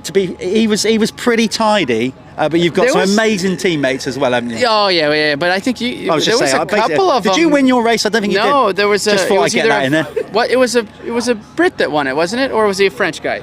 We won one race, but not enough to turn you guys over. No, but I lost my race, and it was either a Brit or somebody from France. I don't remember. I'm glad that you said that, but we might have won that little battle, but they won the war. That's right. So we're going to keep it going. I mean, there's more pit bike races coming up. I mean, we're here at, you know, this. I mean, you want to talk about some gnarly racing. This is going to be. I think we're going to have some really close racing. You know, Saturday and Sunday. It's going to be pretty nuts, I think. So I'm saying it here now on camera. I'll hopefully stick with it as team manager for the Pit Bike Nations team. If Ryan sticks with it, if we can actually turn them over one year, then I'll retire. That'll be enough. Yeah. Okay. Just one. So done. He's probably thinking now about deliberately letting us win just so I park it up. Anyway, Ryan, always a pleasure. Have a great weekend, dude. Yes, there you go, Mr. RV Ryan Villopoto. Yeah, always a lot of fun talking to Ryan. He's definitely embraced the event. There's no doubt about it. Somebody that likes to embrace an event, particularly when there's hospitality available. Actually, no, I shouldn't say that. He's in far better shape than what I am, even with his dodgy old knees. Ladies and gentlemen, we've got Roger Harvey in the booth. Always a pleasure, Rog. Enjoying yourself, even though it's just started to rain? Amazing. absolutely amazing. You know, we came last year, the first one, and this, just the number of people, and it's just a great event, you know, and everybody's enjoying it, all the riders, you know, because I know a lot of the old riders, and they're all enjoying it, and they're all so serious, it's untrue, isn't it? Unbelievable. Talking of serious, we're just about to go with this Super Evo 125, just over 25 years of age. Let's get them off the gate. We'll come back to Roger in a minute, talk about more insight of what Roger's up to these days as we go into the first corner. It's always a tight one here at Foxhill. We've seen enough crashes already. Turning it tight once again is our Dutch competitor. I believe he's from, is he Dutch or Belgium? Look at Nienhuis there. Yeah, he's out in front. Well, he won the first 2 races here yesterday. There's a brief whole shot there for last year's winner Andrew Lawton, but Nienhuis has crept inside, as it's often the case on that lovely 1990 KX125. He kicks his sideways there, a bit of freestyle going on, and then Chuck Davis there in second spot on the Peak Pro Circuit, not Peak, but the Pro Circuit Splitfire replica Kawasaki. Looks like he's got the chrome graphics on back from yesterday there, Jeff, and Rob Holyoke, who has suffered from poor starts in this class so far, but battled through, certainly one of the fastest riders on track. He's at 6th and 2nd, currently lies in 4th overall. Like I said, Nienhuis has been perfect so far, 2 out of 2. Battling for 2nd, in fact joint 2nd, is Brad Wheeler and Bobby Zundorf, and these poor guys have got the rain. The rain is hitting us today. It wasn't forecast. Oh, on a 125 as well, when it starts raining, trying to get the power up those hills. I was talking to Rob Holyoke, again, as you do in the beer tent at this event. Most riders, you know, a normal event, you see them barbecue, maybe sitting in their van. No, everybody's out having a good time. Absolutely. He's ready for it today. He's like, I had the speed yesterday, couldn't quite get out of the gate. Roger, of course, you've got a lot of experience in this sport. You've got a lot of experience on a 125 British champion, after all. I was, after all them years. Yeah. Amazing. They let me have it because of the years I put into it. You know, do you know what? This old boy's been trying so long. Let's give him the gold watch now. All I said was I could win it at a place it's called Froome. You remember Froome? Yeah, love that track. And that's awesome. Kevin Froud was my teammate. And I said, Froudy, I don't want you to do me any favours. All I ask that if you get the hole shot in this last race, just have a look on the inside, just in case I'm there. And if I am, will you let me through? Froudy, straight off, led it. First turn, looks on his inside, my front wheel, come on off. Thank you. Lovely. So, good old Froudy. It's what nice. Teammates are for. Well, exactly, nice touch. Well, but it's good because if I remember rightly, the Kawasaki had Thorpe on their team then, and suddenly he made a rare appearance on a 125 all of a sudden to try and... Oh, that was at Beenham Park. Yes, right. Yes, it was. I remember these stories. Me and my mate Thorpe. Yeah, we were going on, you know, remember Alec, great days. Do you want me to ramble on? Yeah, no, absolutely want you to ramble on. Okay, Alec, typically Alec, you know, draft somebody in, all right, Thorpe, you'll come in as a spoiler. You'll come in as a spoiler to Roger Harvey, but prior to that, Thorpe had been racing. It was that 2 weeks I was as fast as Thorpe. That's 2 right. weeks in my life, I was the same speed, me and Thorpe. And we were at Ling. And Thorpe was right on me, the youngster, coming through, shouting like hell at me. No respect. No, exactly. And after the race, I didn't let him through, and then he passed me, and then his fuel pipe, Stone knocked his fuel pipe off. And, karma, that is, Rog, karma. Went back into the pits. Thorpe comes storming across the pits at me, and pretty pissed off he was not happy. And you know, he's a big old boy then. What are you, big unit? Well, he's put a bit of timber on these days. Anyway, Thorpe comes up to me, and I said, Thorpe, before you start, if you're lapping me, shout. If you're not lapping me, don't bother, because I ain't moving. Yeah. And he sort of tail between his legs, and off he went. We didn't have an argument, nothing. Beenham, he was brought in to block me. And I think Math won the championship that year, and I could have been second, and that would have been a Yam 1-2. Thorpe was in there, and Colin was signalling him, and Colin was signaling, block off! I could see it on the board, you know. Hold off! Don't let him through, don't let him through. I've got to get Jonathan right. And I knew I was faster, and I was so pissed off with Thorpe. It's good stuff. And I went into the pits and said, Thorpe! And he said, Rog, if you're lapping me, shout. Yes. Perfect. Oh, I One love year. it. One year. Oh, One it's year. all good stuff. There are obviously there are so many stories like that. We'll come back in a minute, but right now the race order. Let's get the timing up just to let you know who's where. If the timing is working, doesn't seem to be working on my screen. Just if we can get the timing up. Yeah, the button's not seemingly working here for me at the minute. Try and get them up and find out who's where in this race. There we go. That's your current top 10. Scott Mathia out there. Look at that, eh? The Mathia name. Good old Math. That's the tie-in. That is a real tie-in from what you're saying there. Absolutely. So yeah, just with Nian who's there just ahead of Chuck Davis. Rob Holyoke has not been able to get past Chuck yet, but he is worked his way up into third spot there. As you can see, no, there he goes. He actually has gone past at the end of the second lap there. So Holyoke works his way up there, and if he can get a hold of Nienhuis, he might put himself in the reckoning for the overall. Wheeler is there in fifth spot. Bobby Zundorf in ninth. So Wheeler is coming out on top in the battle for second overall there, and Holyoke has got a couple of points to catch up on him. But right now he's doing that. So as it stands, Holyoke is putting himself back up into second overall. Wheeler is going to stick it into third if it stays like it does, but he is working on Will Worden and Andrew Lawton, both of whom he said to me they're no problem last week. There you go. It's yeah, good stuff there. Brad, obviously from my neck of the woods. Another one from my neck of the woods. The rider you might know, Roger. I'm not sure if you know this, but my uncle used to race against you. Did he? Neil Hudson. Oh, Nelly. No, Uncle. I was in the same races as Nelly. That's about as far as that goes. Yeah. Yeah, I was in the same races. I wouldn't say I I'd often race say that, against yeah. him. Yeah, you raced against Tortelli. No, I didn't race against Tortelli. That's what I said. I was involved in the race. Yes, but I certainly didn't race him. No, exactly. Loads I haven't. Yeah. Nice battle got on there with Andrew Lawton there in fourth now, holding off Will Worden on that gorgeous pink TM and the retro kit to suit there. And behind them comes Brad Wheeler on that Cadbury's replica Yamaha. Roger, obviously you're heavily involved with Honda these days. You'll be pleased to see there is a lot of Honda 125s in there. There's a lot all round. We just Yeah. watched that last race as well, and I think there was a couple of Suzukis, a Kawasaki, or a couple of Kawasaki, and that was it. The rest are Hondas, you know. I know. So, But we know now good. Honda is now a four-stroke company, so we're not going to see Exactly, the likes we're not of gonna- it. no. We're not going to see our 125 anytime Man, soon, are we? If I had £1 for every Japanese boss I've had, and bear in mind, the last time I just hit him with it. You know, the bigger the boss, the harder I hit him. When are we going to have two strokes? We need two strokes. Everybody loves, and all the engineers, they all love two strokes and everything. And we had the big one over at Lommel recently, and I said, "Oh, I think we need a word." You know, Keep beating that drum, Rog. Come on. And every time I get back, we are a four-stroke company. I'm sorry, but and then I say to you, "Do you know about motocross? Do you understand it?" And he says, "Yeah, I used to ride a CR250." Such a great. shame, Yeah, obviously. it But is. what a, I know we've got a race going on, but I've got to touch on this. What a year that Honda have had over in America.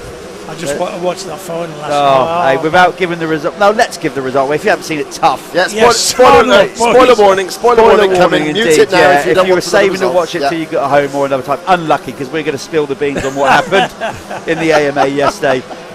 Just an unbelievable year for Honda, but also the two riders as well. Incredible. Yeah, the two brothers. Yep. And then also with Sexton, you know, he come back and finished strong. But for Jet to go, what is it, 22 out of 22? Wasn't it? Absolutely. Just perfect. like unbelievable. Rookie at that He age. was squeezed yesterday, wasn't he? He got a bit of pressure on him, and you could see. Yeah, you imagine the pressure of like, okay, you won the championship, whatever. Yeah. But as I heard Carmichael say, like as you get nearer the end, you think about it, and certainly as you go into that last moto, you know you've won whatever it is at that point, 21 motos, and you got that one more to go. You imagine lining up with that on your back. All the things that can go wrong on a motocross track as well. And he did seem so relieved, more than the championship, didn't he? They said that on TV, actually. Yeah. He did seem that way. And for Hunter, because Hunter was never, when he was here, he was always not quite there. Yeah. But he's changed his game over there. And, hasn't he? But Jet, bloody hell, amazing. Incredible It's start. going to be interesting when he gets out there in Supercross next year. Absolutely. I can't wait for the Nations. I can't wait to Oh, see yeah. him Yeah. That's going to be incredible to see him against the best there, against Fairford on home territory. That's going to be really exactly. Awesome. So yeah, good stuff. Is Tim and Ruben signed up? Do you know for the Nations? Are they going as far as you know? Certainly, Ruben. Tim. It's always a problem with Tim because he's really okay. But you've got Panzer now, who is a bit stronger. Yeah. But they ain't got a third rider. Wow. Yeah. So he always ends up in winning the B group, which is shit, really. Yeah. You know, and it is. Yeah. Yeah. It's a lot of effort. And he's only going to get to the B group, probably. Yeah, that's it, yeah, incredible. So, you were just seeing on screen there, Luca Nienhuis, he's done 3 of the 5 laps. He's just coming around to complete his 4th one. Currently with a 6-second lead over Rob Holyoke. We'll see if Rob has eaten into that. Just look for the Husqvarna in the background. And, that looked like that was Rob, actually, with Chuck Davis 4 further seconds back there. The 1 lap board goes out. In 3rd place is Chuck Davis. Here's Wheeler on screen. He's just got past Andrew Lawton on that lap to move up to 5th place and is now sending his sights on a pink TM, which is 2 seconds up the road from him. That's Will Worden in 4th place. Bobby Zundorf is 7th. Ryan Butler 8th. Christopher Bastick on a beautiful Peak Pro Circuit blue, white, black, fantastic replica McGrath bike there, the number 1 in 9th, and Scott Mathia is down there in 10th place. Roger, for all of us, this is a trip down memory lane, but for you in particular, you have hold positions in the sport, obviously, like with management, with so many of these brands. I mean, obviously, when I was 14 and still had no hair, and looked the same as you do today. I don't know. The mysterious case of Benjamin Button, that's me. Yes. But obviously, you're looking at all these bikes, and that must revoke memories as well, because you obviously did a stint at Kawasaki, you were there, Yamaha, Honda. It must be great to see all these bikes. Does it kind of does it take you back to certain moments as a team manager or industry guy? Yeah, it does. This is what we were about, really. Yeah. And Fabio Santoni, he's looking after Chiodi today. Fabio said, it's a fantastic event. He said, unbelievable. He said, but I went back to my hotel room last night, which is, we never used to go back to the hotel. I went back, he said, and put my clothes up, and I could 2-strokes. He said, I could smell 2-strokes in my room in my clothes. Yeah. Which was fantastic. Which I'm just going to make a note there because I'm going to go on Dragon's Den trying to get a thing for 2-stroke aftershave. Yeah. 2-stroke aftershave. Where's my pen gone? It would work well. You could soak your beard in 2-stroke. I mean, it does. The beard ends up smelling a 2-stroke after this event. Usually, it did last year anyway. 2-stroke cologne. I can see it now. Just amazing, and that's what takes you back. Like almost the whole of my career was 2-strokes. Pre-mixed perfume. Yeah. Yeah, exactly. Yeah. But it was funny. He just said my room. I could smell it. Yeah. So, we caught up with Michele Rinaldi this morning, or I did, and same thing. He was like, it's because it's the first time he's been here, as well. And I think it's that kind of event. It's like, okay, we're pushing this out there all around the world on DirtWorld-TV and whatever, but it doesn't do it justice. It doesn't do the venue justice. It doesn't do. You've got to come here to experience the atmosphere. Yeah, that's it. As checkered flags get waved there for Luca Nienhuis. He hangs on to keep his perfect record for the weekend, 3 from 3, and Rob Holyoke able just to slash that lead down from 6 to 3 seconds in that last lap, but he still only salvages 2nd place. Chuck Davis takes home 3rd position, and Will Worden has got Wheeler all over his back wheel going into the final corner. Wheeler not able to take it, and Worden holds on for 4th, Wheeler in 5th. But Wheeler does better than Bobby Zundorf, who is going to come across the line very soon there in 7th. And it's Andrew Lawton, last year's winner there in 6th spot. Zundorf in 7th. Ryan Butler 8th and Scott Mathia 9th. There is your lead as they go. Those riders have not been napped. They simply haven't crossed the line yet. There they go on the timing. So Zundorf takes the 7th place, but that does mean he loses out in his tie for 2nd overall with Wheeler, but both of them would have been overtaken in that race by Rob Holyoke, who lifts himself up to 2nd overall. But with that 2nd place, Rob would be on 10 points and Nienhuis would be on 3. So Rob needs a serious problem for Nienhuis in the last race to rob the overall winner's trophy. I'm saying the same word too many times today. That's good stuff. Up next, we've got the big one, the International VMXdN race. Before we go to that, though, we're going to go to a quick advert, and then we're going to come back and speak to one of the riders that's going to be racing in this next race. Hold tight, everybody. We'll be back shortly.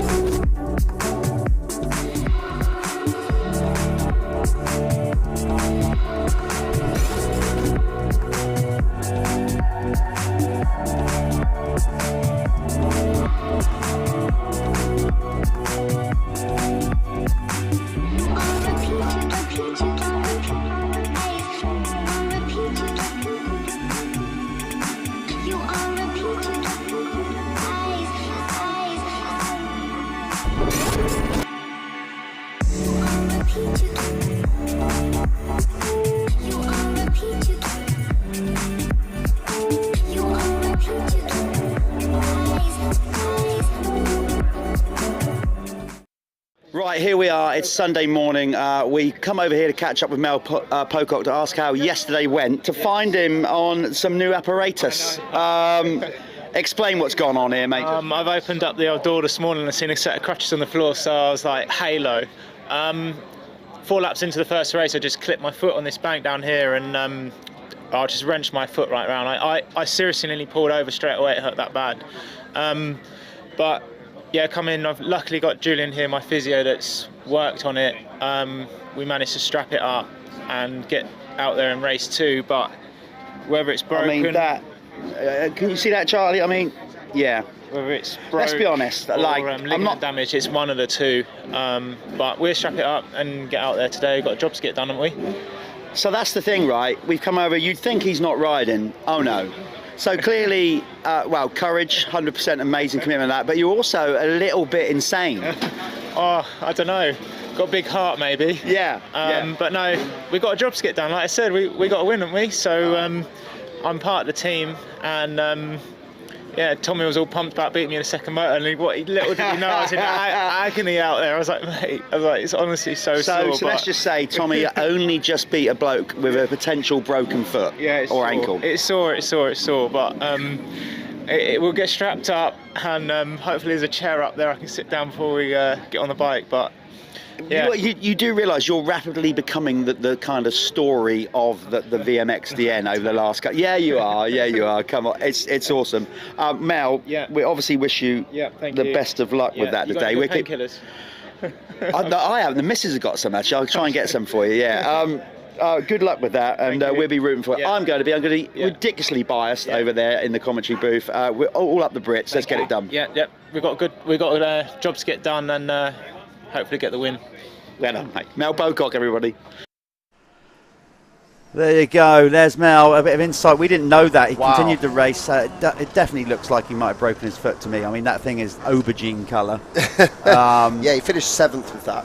Yeah, in that last race. But they're looking good. Sorry, no, he finished 4th with that in that second race. And wow, that's amazing. Team GB are looking good. It'd be great to see the team roll out next year with 1, 2 and 3 on their bikes. They got 2 motos to get through today.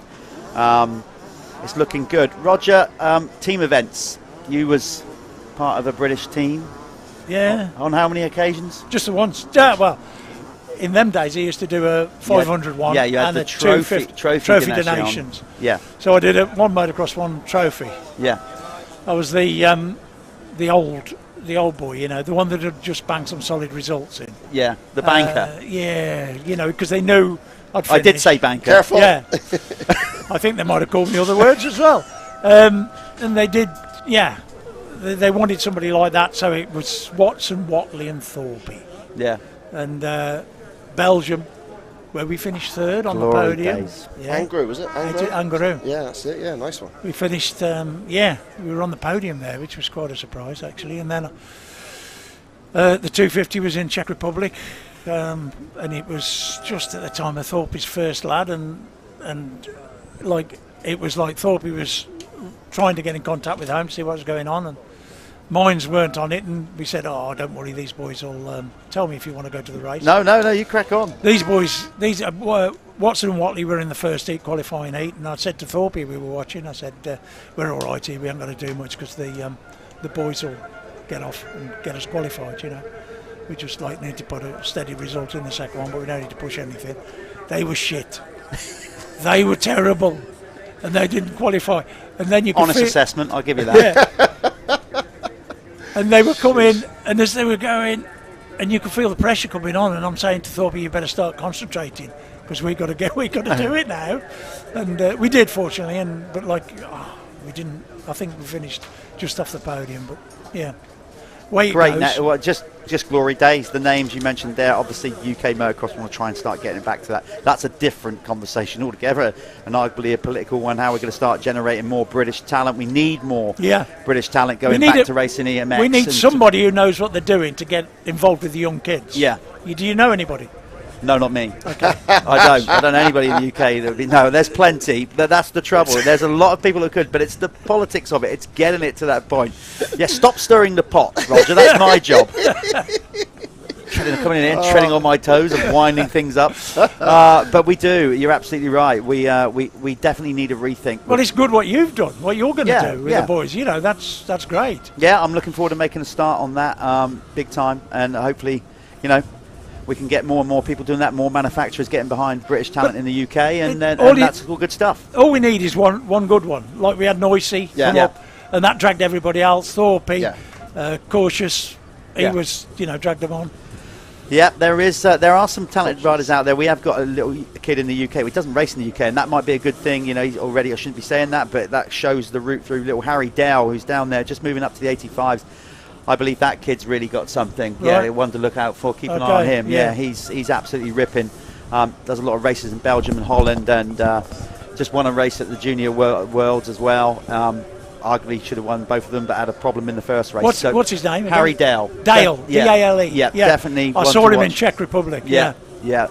Obviously, that's the generation we want to start getting up to speed. This is a very different generation. These are riders you're seeing here that they've arguably had their best pro moments, but that doesn't mean these guys can't race hard. They're not serious, I just saw Croc kicking the gate and banging it down and stamping. Of course, you now work with Gordon. I mean, that's great that you got Gordon in. Yeah. So he's in charge. Explain his role at Honda. His role at Honda, he looks after all the satellite teams. Yeah. Gordy does.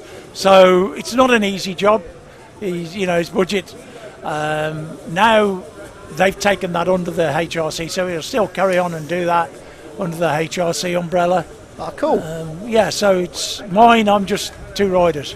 Yeah. Geyser and Fernandez, and just as I am advising. Roger, you don't have to. You've absolutely earned that position. I'll give you that.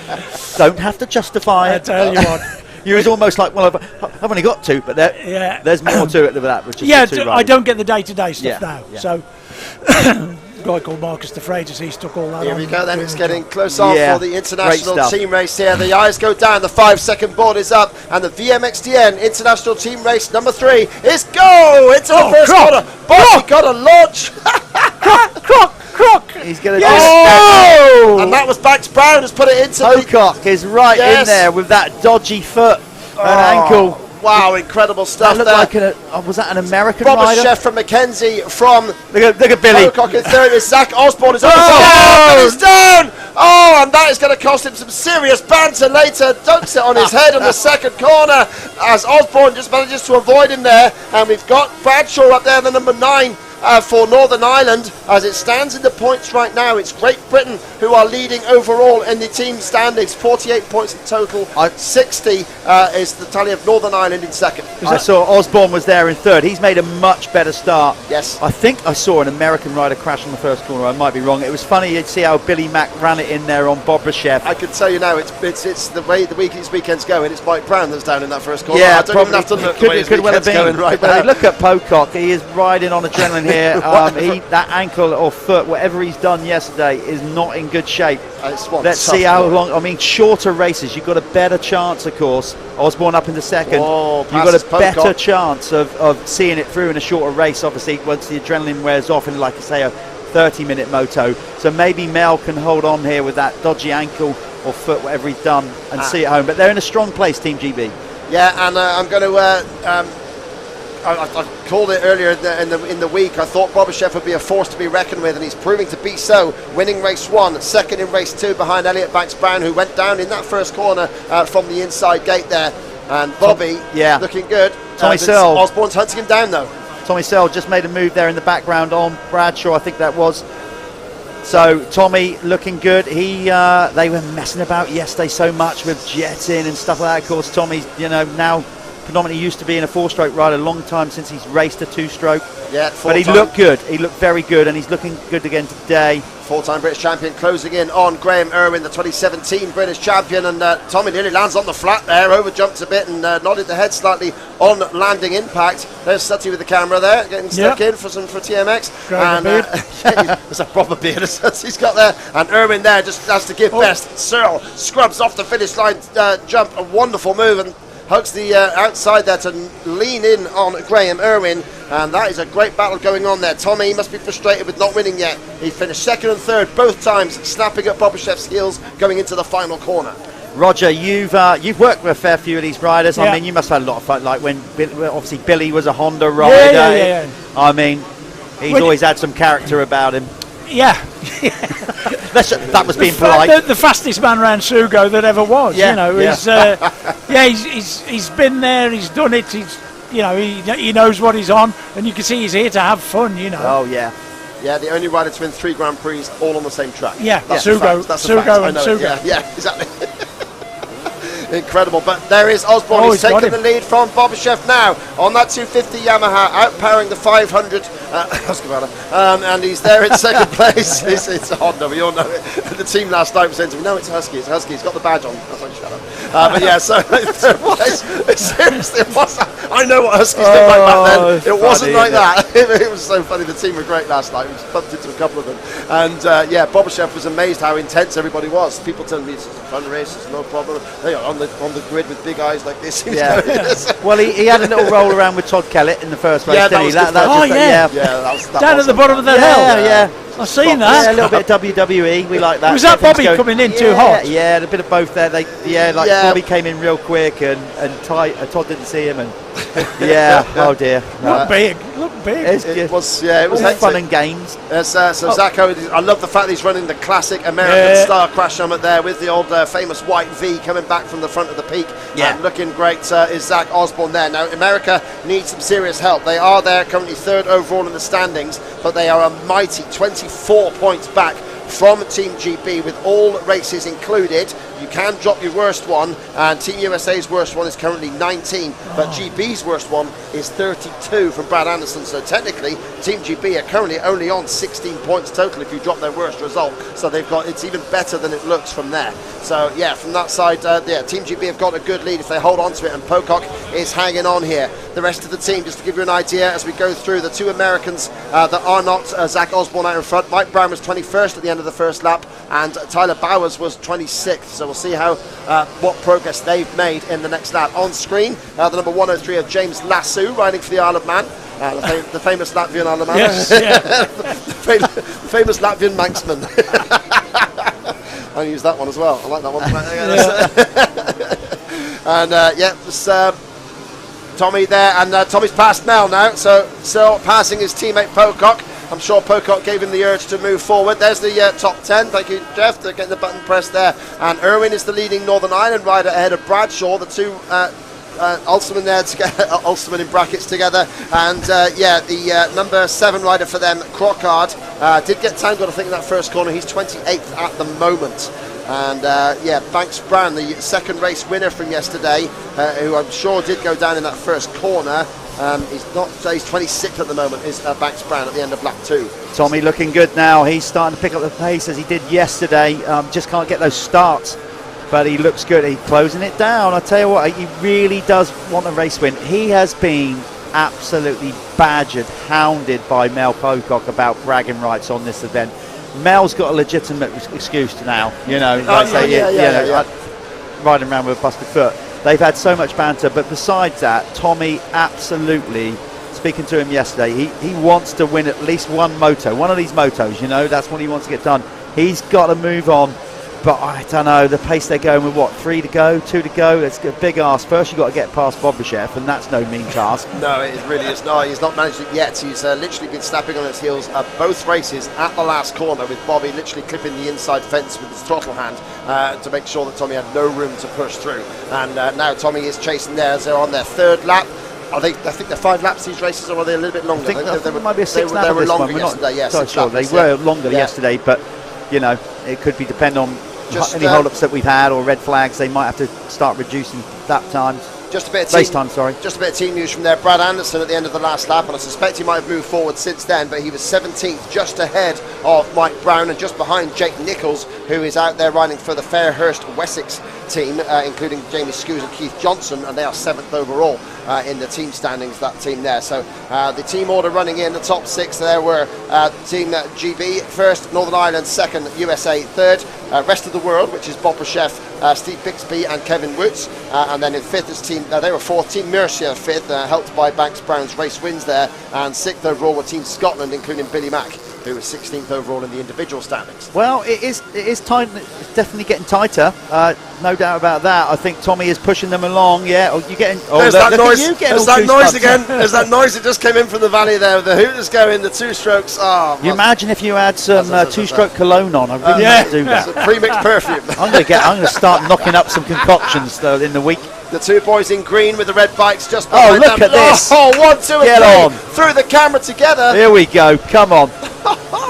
This is solid stuff. Osborne takes a nice tight inside line there, but Hey, Bobryshev Bobby. gets the run on the 500. He's got him. I'm sure he must have bullied him out of the way at that point.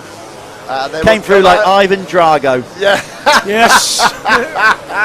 You will lose. And then the second there is Osborne trying to sing the Living in America theme going on. Yeah, there. yes. Oh yeah, get the Rocky music out. Let's do it right. I'll tell you, it's going to be gloves off in a minute with these two, because Searle is chasing Zach Osborne. The rain is driving down as well, so that will make the goggles messy as well. Who's prepped the goggles the best? Maybe not expecting rain here in this sunny day otherwise. So Bobby's now starting to sprint clear and trying to make a gap to make sure that they can't get back at him, but he skates around on the 500. Nice move from Tommy up the inside. I think Zach's kind of just hit the wall. I think that's where he's at. Obviously he doesn't race too much motocross anymore. Coming back though. He'll be a fit boy because he rides his cross-country races, and I know they're not 5 laps, so yes. He knows he's there, leans in on him. There goes the hooters, there goes my hairs on the back of my neck again. And what a competition this is now. Searle, here he is again, deja vu, just like yesterday. Got to chase down Bobryshev to take the race win if he can. That inside line's much better from Tommy there. He gains loads. If we please give us another lap. Yes. I didn't even see the one. There's no one that board yet. Get That was on. the end of lap 4, so yeah, we think it's a 6 lapper here. So it's Bobby, 0.6 of the second was the gap ahead of Osborne. Excuse me there, Pocock, is he going to hang on there? He'll be wishing for a shorter race, I'm sure. Pocock has crossed the line in 4th place, still there, but only just because Graham Irwin is badgering him with his teammate Nev Bradshaw just 2 seconds further back. Give a shout out to Tommy. Enduro boy, Danny McCanny in 7th place for Team Isle of Man. That's amazing work. David Knight sadly couldn't make it after all, he was entered, and John Barfoot stood in for the Manx team. But yeah, so Danny McCanny riding very well, the ex-Enduro rider there in 7th place. Billy McKenzie 8th. Steenver Treppen is in 9th place. That's the rider number 20 from the Belgian team, so it's good to see a Belgian up there. And 10th place is Mattis Caro. Incredible there for Team Latvia, who've got big support here in the crowd as always with their big gold there. They do. This is Tommy's chance if he's going to win one of these over the weekend. Obviously, he's got another one to go. We know that, but he's in a good spot right now. If he's going to do it, well, I'd say about a lap and a half to go. He's got some good lines out there, but he's got to get a run on Bob. That's the thing. It's all about.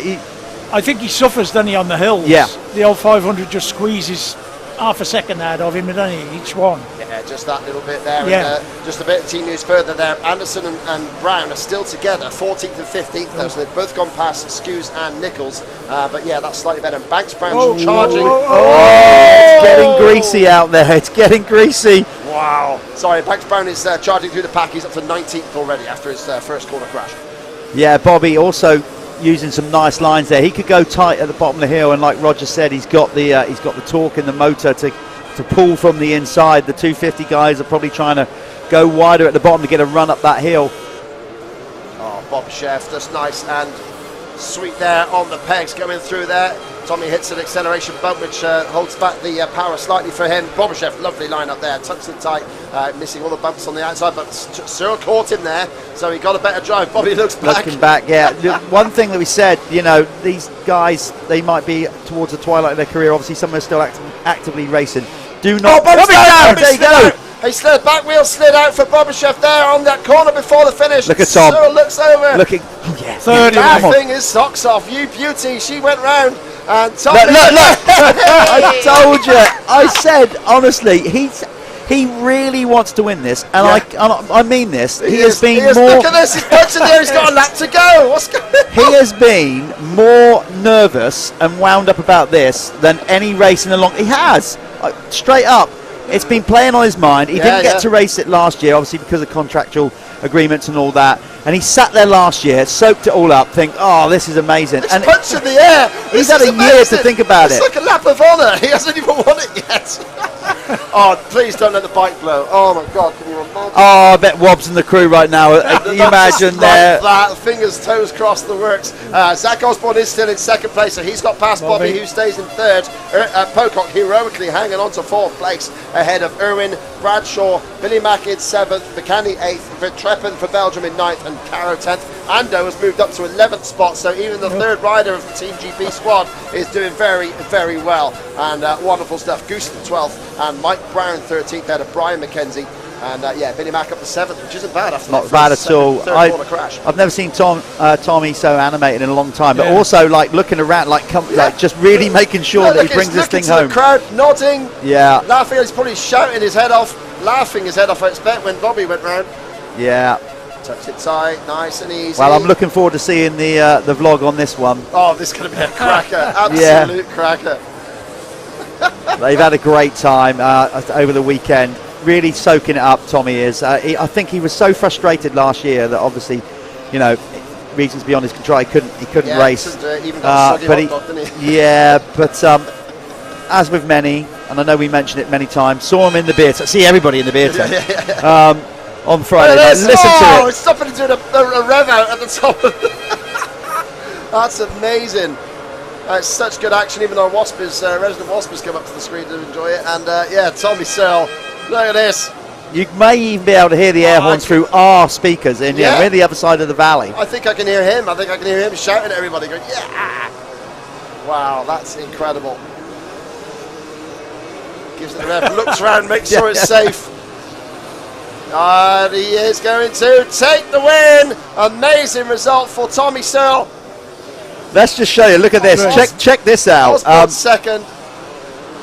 Check this out over there. I just want to show that. Look, they were all cheering. They were still doing their thing. Look, they're putting kids up on their shoulders. Brilliant. We're one step closer for Team GB taking the win in this one. Lord Denning. We can see Paul Denning in the crowd over there. Obviously, it's like who's who. That's my mate Ty Boswell Jones in the blue. That's Foxman. He's my old Welsh racing rival. Good old Ty. See Red Shepherd at the front there as well. Yeah, loads of big names here enjoying it.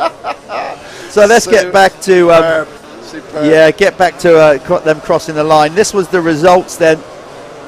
There you go. That was the top 10.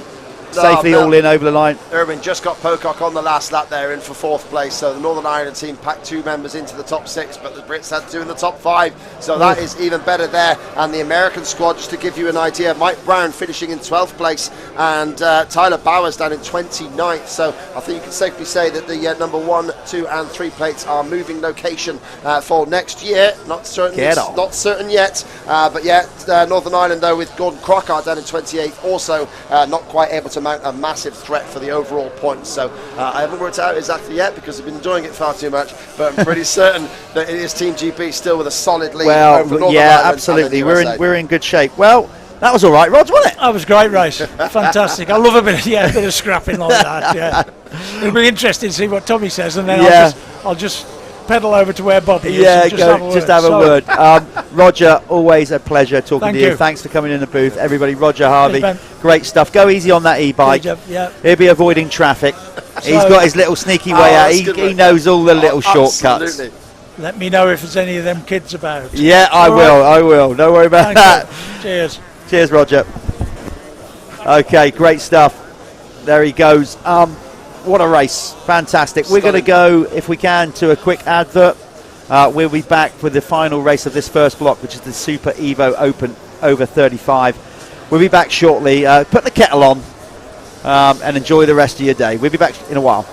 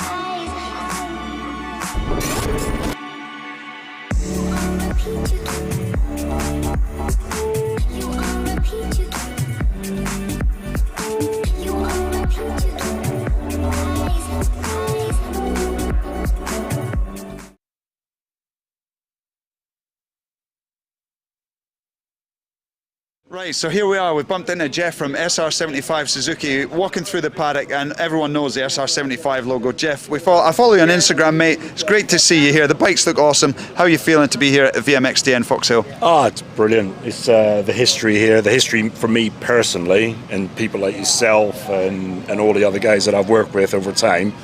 It's great to be here. It's great to be at this event. It's fantastic to be representing Suzuki. And as brand ambassador for off-road, it's just a privilege to be here, showing the bikes off and having a good time.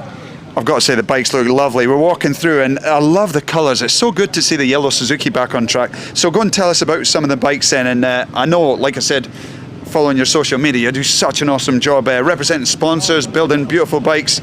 It's a lot of work though.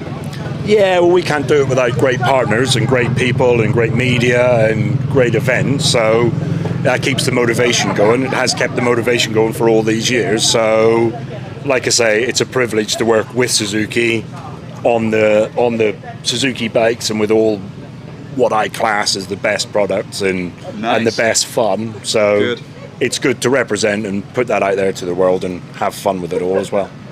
Yeah, hey, I have experience of being on Suzuki myself. I've got a connection there, but I've just, hold on, sorry. Just had a brain fart.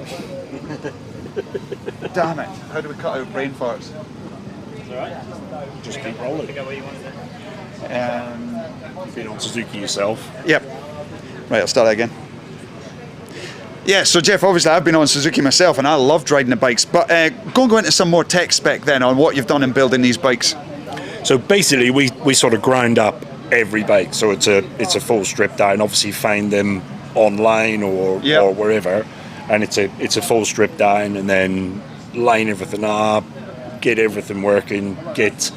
We work well. There's a new initiative with Suzuki for Suzuki genuine parts. Oh, nice. So it'll be Suzuki race parts going forward, and it'll be easy for people to find bikes for parts for their sort of 03 to 08 RMs sort of thing. But obviously these are in spec for the event. You've got criteria to follow for the event. But yeah, absolutely. But that's where they can stock parts and have stuff. So the older the bike gets, obviously with all brands, it's more difficult to find the parts.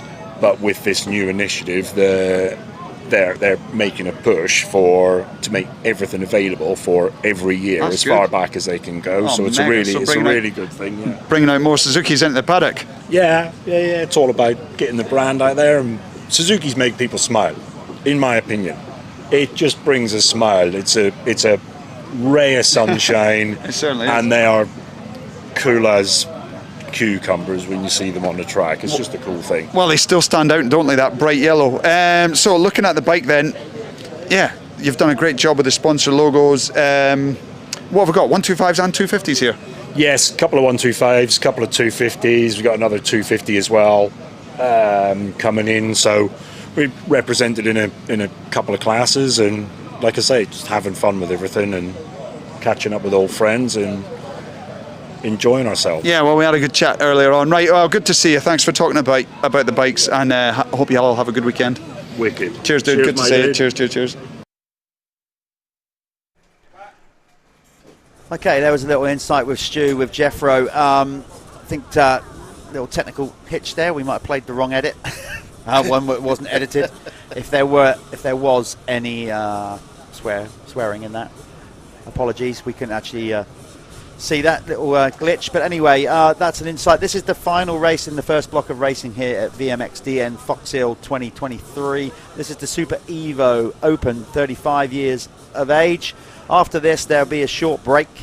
We're going to keep the stream going with some pre-recorded content. There's going to be the rider parade and interviews with Roger Warren and myself for everybody here at the trackside. So this is the final race in the first block. As soon as this finishes, after the break, we're going to come back and we do it all again, and that will conclude Moto 4 for every competitor this weekend. Right, who's going to get the holy in this one? 5 second board is up, their heads are down, and the Super Evo Open over 35s are go into the first corner. They fire, and this has been a battle out between Daniele Bricca, the Italian, gets it again, and that's a sweet Team Italia t-shirt. Cool. Team Italia colours going on there in the familiar Azzurri racing blue of the Italian Federation. So Bricca gets first, but Ryan Vose has won both races yesterday, and he has just worked his way up into second place past Scott Probert, the number 2. So yeah, all the riders just picking their way through the first corner there. Now, just been made aware that there are some pirates out there trying to charge you to watch this footage, trying to put their own platform in front of it and promoting it. Do not par with your money to watch this. It's on YouTube or Facebook for free.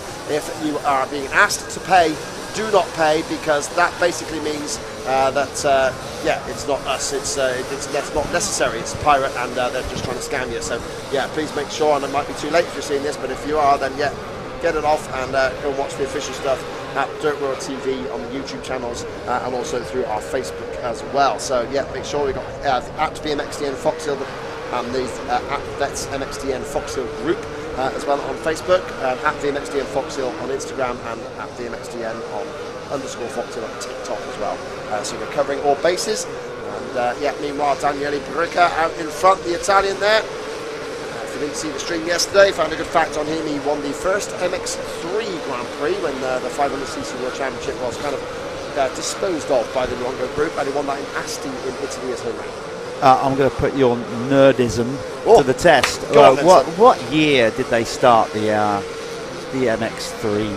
What 2004. Was it? Yeah, because 2003 they ran all 3 classes together, because it was that famous year when Everest won the last all 3 races. Yeah, and that was John Spencer's championship. Yeah. And I'll be honest, as a stat man, I don't count.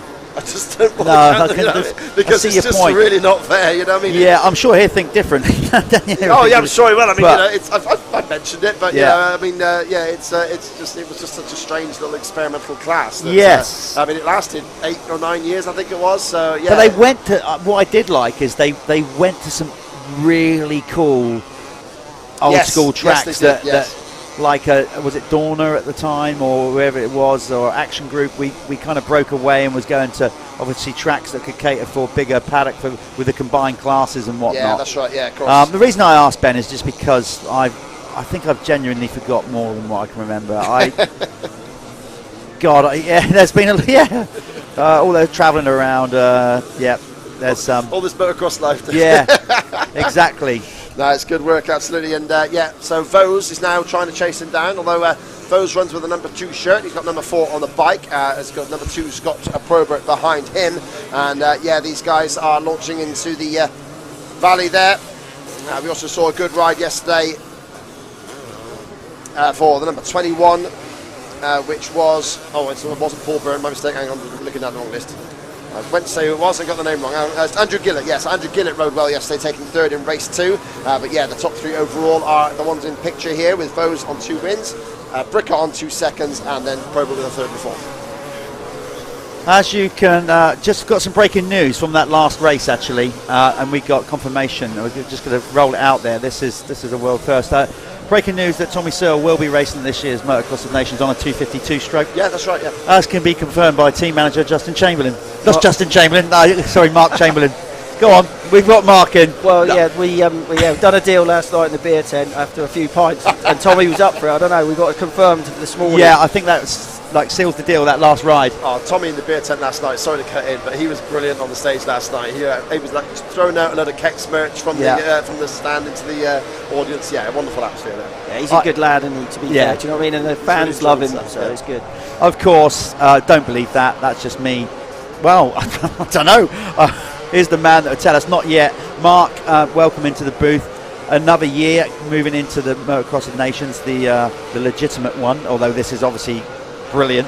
How's prep going for that? We must be getting close to announcing the team. I'm not going to ask you to announce it live here and now, but again, never an easy job. I'm not, bigging it up for you, but it is. It's like everybody's got an opinion, even more so these days on social media. So how's preps going for the event? Yeah, I mean it's good. I mean there's not too much you can do other than look at the riders at this stage and get the budgets in place and things like that, and logistically get ready. And we'll make the announcement. It'll be on Tuesday. The ACU will put that out. Cool. Okay, that's soon. Great. Yeah, we're ready to go with it, and it's always difficult. The most difficult part for me is obviously the guys that want to be on the team that don't end up on the team. I do feel for those guys, but it's nice that they want to ride. That's the most important thing. That there's a desire to ride for Team GB, and we've got a change of guard almost with a lot of the guys. Absolutely. Coming to the end of their career or not available for whatever reason. So, but I think that's a positive thing. I mean, we had a good run of results, and last year was very painful for us all involved. You were there as well, and it wasn't a nice experience to have such a bad result, and everything that could have gone wrong went wrong. But in a way, that's like reset my mind. And okay, now it's time to change up the way we're looking at the team, the riders, and it's a new generation, a new start. So we're going to look forward to that and building into the next couple of years is the plan, Yeah, and obviously now there's below that we've got Dave Willett now, taking over the junior worlds or whatever. Have you guys had any conversation yet as like long-term planning of trying to keep an eye on maybe knit the two teams together, regards of even if it was like a media day or anything like any conversations like that going on? Yeah, Dave tried to pull something together, to be fair, and we've through my company Armour Vision we sponsored the junior world. So for me it was like important to support his efforts. We've spoken quite a bit about riders and the difficulties of riders, logistics, difference of opinions, and I'm there to support Dave if he needs anything. He's a knowledgeable guy, but we've bounced a few things off, and I would like to put something together with him for the future if we can try to bring those bring some of the more experienced riders there and talk to those young guys about that experience. Yeah. Well, we'll come back to that in a minute. Ben, this is shaping up. Ryan Vose, obviously, got plenty of experience. He wants a piece of this because I put him down as being a winner. Yesterday, this was right to the flag in his second moto between these two. Looks like we're at it again. Yes, absolutely. Just coming out towards the end of their third lap now with, Bricker just second it was. Hello? Yep, all good, yep. Bricker there just ahead, as you can see there on screen there, ahead of Ryan Vose. And Ryan doing his best there on the 250 Honda against the 500 of the Italian.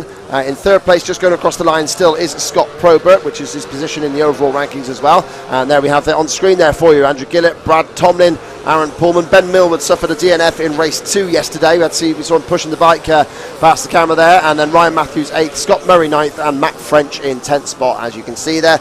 In the overall reckoning, Vose would still hold on to it like this, but Bricker would just get a bit closer. But they still have this lap and one more to run to try and decide the outcome for the Super Evo Open over 35 years. Race 3 out of 4 and the end of our third block of racing here. One block left. Crazy. Yeah, one to go. Going back to the Motocross of Nations here with Mark Chamberlain, the Team GB manager. So this is always going to be a good one. Erne last time was special, but of course anyone that is close to the UK. I mean, we always have an incredible amount of fan support. Red Bud last year was proving that. But this one, I mean, it's a short trip. There's going to be a lot of Brits over there. Does that make a huge difference to the atmosphere? Like, are you guys so tunnel vision, you're focusing on the job, or does it definitely amp the place up if there's more Brits outside the team truck and stuff like that? I'm a big believer in that the fans can make a big difference, and I think the riders it's almost like an accountability thing for me. So the more that the fans interact with those riders and get behind them, whether it's when they're walking out to get to the next session or whatever else, I like that. I like that sort of buzz. And if the Brits, when they're, you know, we can be quite reserved, but also when we're fired up, and that's what we need for the riders. And no matter what the result, you know, or how the day's going, it's really important. And if the people can get behind the lads, then it does make a massive difference in my mind. Yeah, no doubt about it. As we said, we're prepped with regard that. Also, down the years, as these guys get real tight, we'll just keep an eye on this. Here he goes. Ryan going to go around the outside. Oh, he's going to go. Looking close, and Bricker tries to launch to 500, but Vose just squeezes into the outside and makes the Italian roll the throttle slightly, which gives Vose the advantage there. Bricker tries to retaliate with a nice line up the bank, but not quite able to make it. Bricker shaking out his arms there, so yeah, maybe getting a bit of arm pump on the big 500. And yeah, that 1996 thing, yeah, he's probably shaking out his left arm, so unless it's, he might have even had a rock clout his finger, perhaps, if that's quite possibly. Not obviously arm pump maybe, because he's still going pretty quick there. And did I just see, I thought it was Probert dropped it there in that corner, but no, he just disappeared out of shot, but he reappears in third place, still is Probert. And yeah, still Gillett in fourth, Tomlin fifth, and Pullman in sixth. We saw a nice little bit of action on screen there with the Pro Circuit Kawasaki of number 711, so a good Talon Volan replica there from Guy Langmead, but he is dropping down the order there, nearly to the edge of the top 30 in fact. Vose in front there, the number 4, and looking to make it 3 out of 3. Mr. Perfect for this weekend. He's on his last lap now, ahead of Daniele Bricker.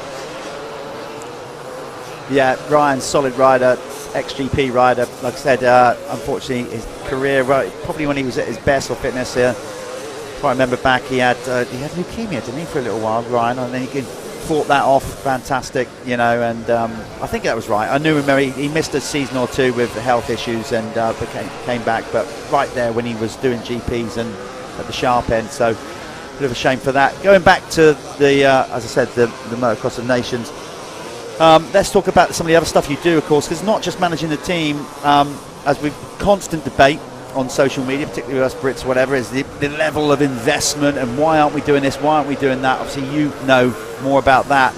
We're not going to get into the politics of that, but what we will say, you have to do a lot more than just managing the team. You try and do things to raise funds for it, and of course tell us more about that, because every year we do the thing there where you can come and meet the riders the day before.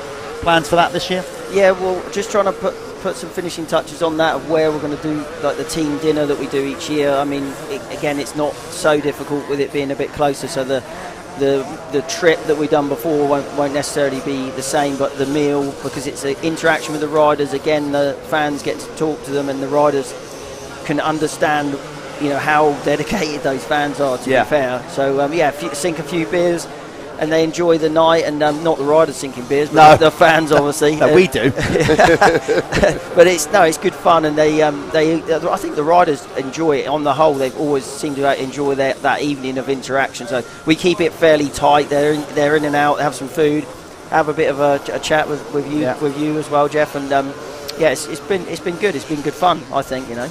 How just before we just get Ryan over the line with this one. Could literally come back to that as soon as Ryan crosses the line. So there is race win from Ryan Vose. Bricker coming in second. On that note, is there any way that people can get involved? Because obviously we also do an auction. So anything happening with that? Anybody, how would they get in contact with you to get involved to make that a bigger and better thing? Yeah, I mean, we'll put out some details on the meal, and then yeah, I guess we could do something a little bit different with the way that we do the auction, maybe from an outside perspective. If they can't make you got some ideas, we'll sit down and talk about that, I'm sure. Yeah, all good stuff. I'm excited for it. I knew we must be getting close to all the teams being announced, but I didn't know we were going for Tuesday, so I might just press the mute button in a minute and ask. He might not let us know who he is. No, let's be patient and like everybody else have to wait until Tuesday. Yeah, it's quite a big, strong lineup this year. So yeah, I mean, a podium seems to be quite a way off for us on paper. I mean, yeah, what are your thoughts? I mean, it's just cases of guys are going to dig in and really sort of grind out the results. Is that more than you're thinking than maybe outright speed? Or well, I think that if we went back and went through the other years, I think a lot of people would say on paper we weren't in a shout for a podium. So I'm a big believer in you go there, you give 110%, and if the boys all rise and ride to their their ability, then there's nothing off the cards at Nations because it's one weekend. So it's such a different race that I don't believe that you can write that down before and then just accept that we are capable of a podium. Yes, it's an outside chance, but we've been in that position before and we pulled it off. So I won't not believe until Sunday night. That's the way I am, and if I didn't, I wouldn't do it. They've still got the ability to. You're never going to get on the podiums. They've just got to ride the wheels off whatever they're on, whoever's on the team. That's it. Yeah, for sure. Up the GB. That's motivation enough for me. That was a fantastic motivational shout out there. Superb. Yes, Mark Churchill Chamberlain is going to be leading the troops into battle at Ernay the first weekend. He's just given me the victory sign. He's just given me. You sure that was the victory sign? it definitely was not the victory sign. Okay, we're done with the first block of racing. So there's going to be a delay with the racing now by the simple fact that they're going to do a Legends Parade lap. We've got loads of adverts, but also some pre-recorded content to show you, I think, from the show and shine yesterday. I'm going to hand over to Ben. Mark, pleasure. Thanks for coming in. Thanks, guys. Thanks for having Mark. me. And we're going to cruise off. Me and Mark are going to cruise off. We'll be back with racing. In the meantime, Ben's going to hold fort here and with other videos and whatnot. And hold tight, people. We'll be back racing with the Evo Plus 97 to 02, probably in about half an hour's time. But in the meantime, plenty of content for you to enjoy.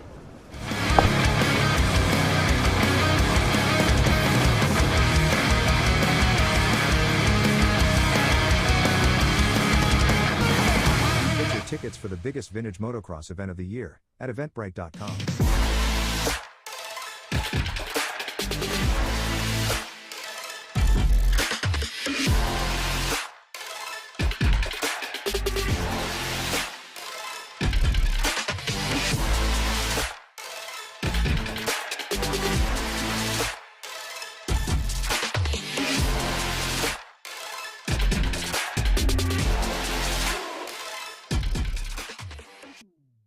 Right, as you know, we've got incredible old school athletes from the 90s here racing the Vets MXDN, but a big part of it, a massive part of it, is obviously the bikes and nostalgia. We've got a few here, but now we're going to go over to the other side because we're going to be doing the show and shine. So this is just a small collection. Let's get over there with Ben. He's going to show us around the show and shine show. It's around the show and shine show. That's hard to say, I can tell you. It's going to be an amazing amount of array of bikes on show, so let's check it out. Okay, so here we are at the show and shine on the Friday of the VMXdN Foxhill 2023, and yeah, we've got beautiful examples like this fantastic Alex Puzar replica Chesterfield Suzuki from his championship year in 1990. He was amazing on this bike, and it almost gives me goosebumps to be next to this thing. We've got an absolute plethora of amazing machines around here, so yeah, really looking forward to getting amongst them. We'll talk to some of the judges and some of the technical builders as well, but yeah, this place is full of some awesome machinery, and all part of the buzz here at the VMXdN Foxhill. Okay, we're here with Doug Dubac. So yeah, Doug, I mean, yeah, you got a very modern looking bike at Cosworth Yamaha going on here at the show. Is this your entry for show and shine? You worked on this yourself? Or? No, unfortunately, I'm just holding it for a guy. He's trying to find where to place it. But no, it's just, man, what a buzz. This place is just, every year, it amazes me. I've been coming here for a lot of years, and I've just never ceased to be amazed at how many bikes show up. And I was just over in Tech looking at these bikes rolling through Tech. Yeah. This guy's put a lot of work into this stuff. It's quite nice to see. Nice one. And for yourself, like compared to like obviously Farley Castle, this place is a little bit of a different prospect. I mean, you were saying to me there that you're a little bit nervous. I mean, how are you? And have you seen the new section?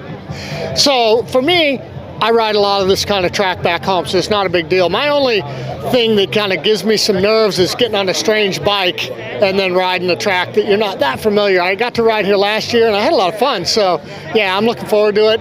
Just trying to get through the weekend in one piece and have a good time. Fantastic. I hope you do have a good weekend, and Doug, thanks a lot. Yeah, Cheers. Thanks a lot. Cheers. Okay, we're here by, I think, definitely the shiniest bike here in the show and shine, Mr. Michael Moore's amazing CR250 from 1986 there. I mean, yeah, it's got 500 plates, but I think I'll forgive him for that because the rest of it is absolutely beautiful. So yeah, not a particularly sort of like famous reference or bike, but just one that really catches the eye. Okay, we're here by the bike of Alex Hornsby. Now, this bike will be ridden tomorrow in the Evo Open over over 30s class, where Alex was third last year in that class. But yeah, got the fancy HRC, the RC, not the CR setup here. Yeah, we're talking about like mid-90s, probably 94 and 95, maybe the 96 colours with the black seats. So the last ones before Honda went with the aluminium frame. But yeah, this is a proper memory-inducing one for me, because I rode one of these back in the day, and yeah, it's just goosebumps seeing something like this again. Okay, here we are. We've got a pesky 4-stroke. What's this doing at Foxhill? Well, this is one of those transition machines. So this, a replica of the first ones that came through in the late 90s, about 97, 98. Proper 400cc Japanese 4-stroke. Obviously, we've had Husqvarna and Husaberg had World Championship winning efforts before that, but this is the first time the Japanese factories got involved, so 4-strokes were becoming serious. It's a gorgeous looking bike. It thoroughly deserves its place in show and shine, if you ask me. But here we've also got one that caught our cameraman's eye, and this is actually by the Ultimate Wheels Thunder Road Honda team, who run in the British Championship. Their bikes are always fantastically prepped by Jamie Smith and the crew, and they always look the part. So yeah, this one here, proper 2002-03 type Carmichael replica, although with the number 2 it could be mistaken for Jeremy McGrath's machine. But either way, beautifully prepared machine, lovely setup there, the Pro Circuit pipe, the magnesium casings. It just, as per all the bikes here, looks absolutely fantastic. Well, if 500cc just isn't enough for you, then how about a 700cc 2-stroke? Zabel engine in the middle here, just an incredible thing, an absolute, like the biggest barrel I've ever seen that isn't air-cooled. Just amazing, massive pipe rolling around here, and yeah, the biggest foot pegs I think I've seen as well, and you're going to need them to cling onto this thing. A Husqvarna chassis with the Zabel 700cc 2-stroke motor. I mean, if this don't go past you up the hills at Foxhill, then you're really not doing enough. Okay, amongst the newest classes here is the Evo Ultra class. It takes you right up to 2000.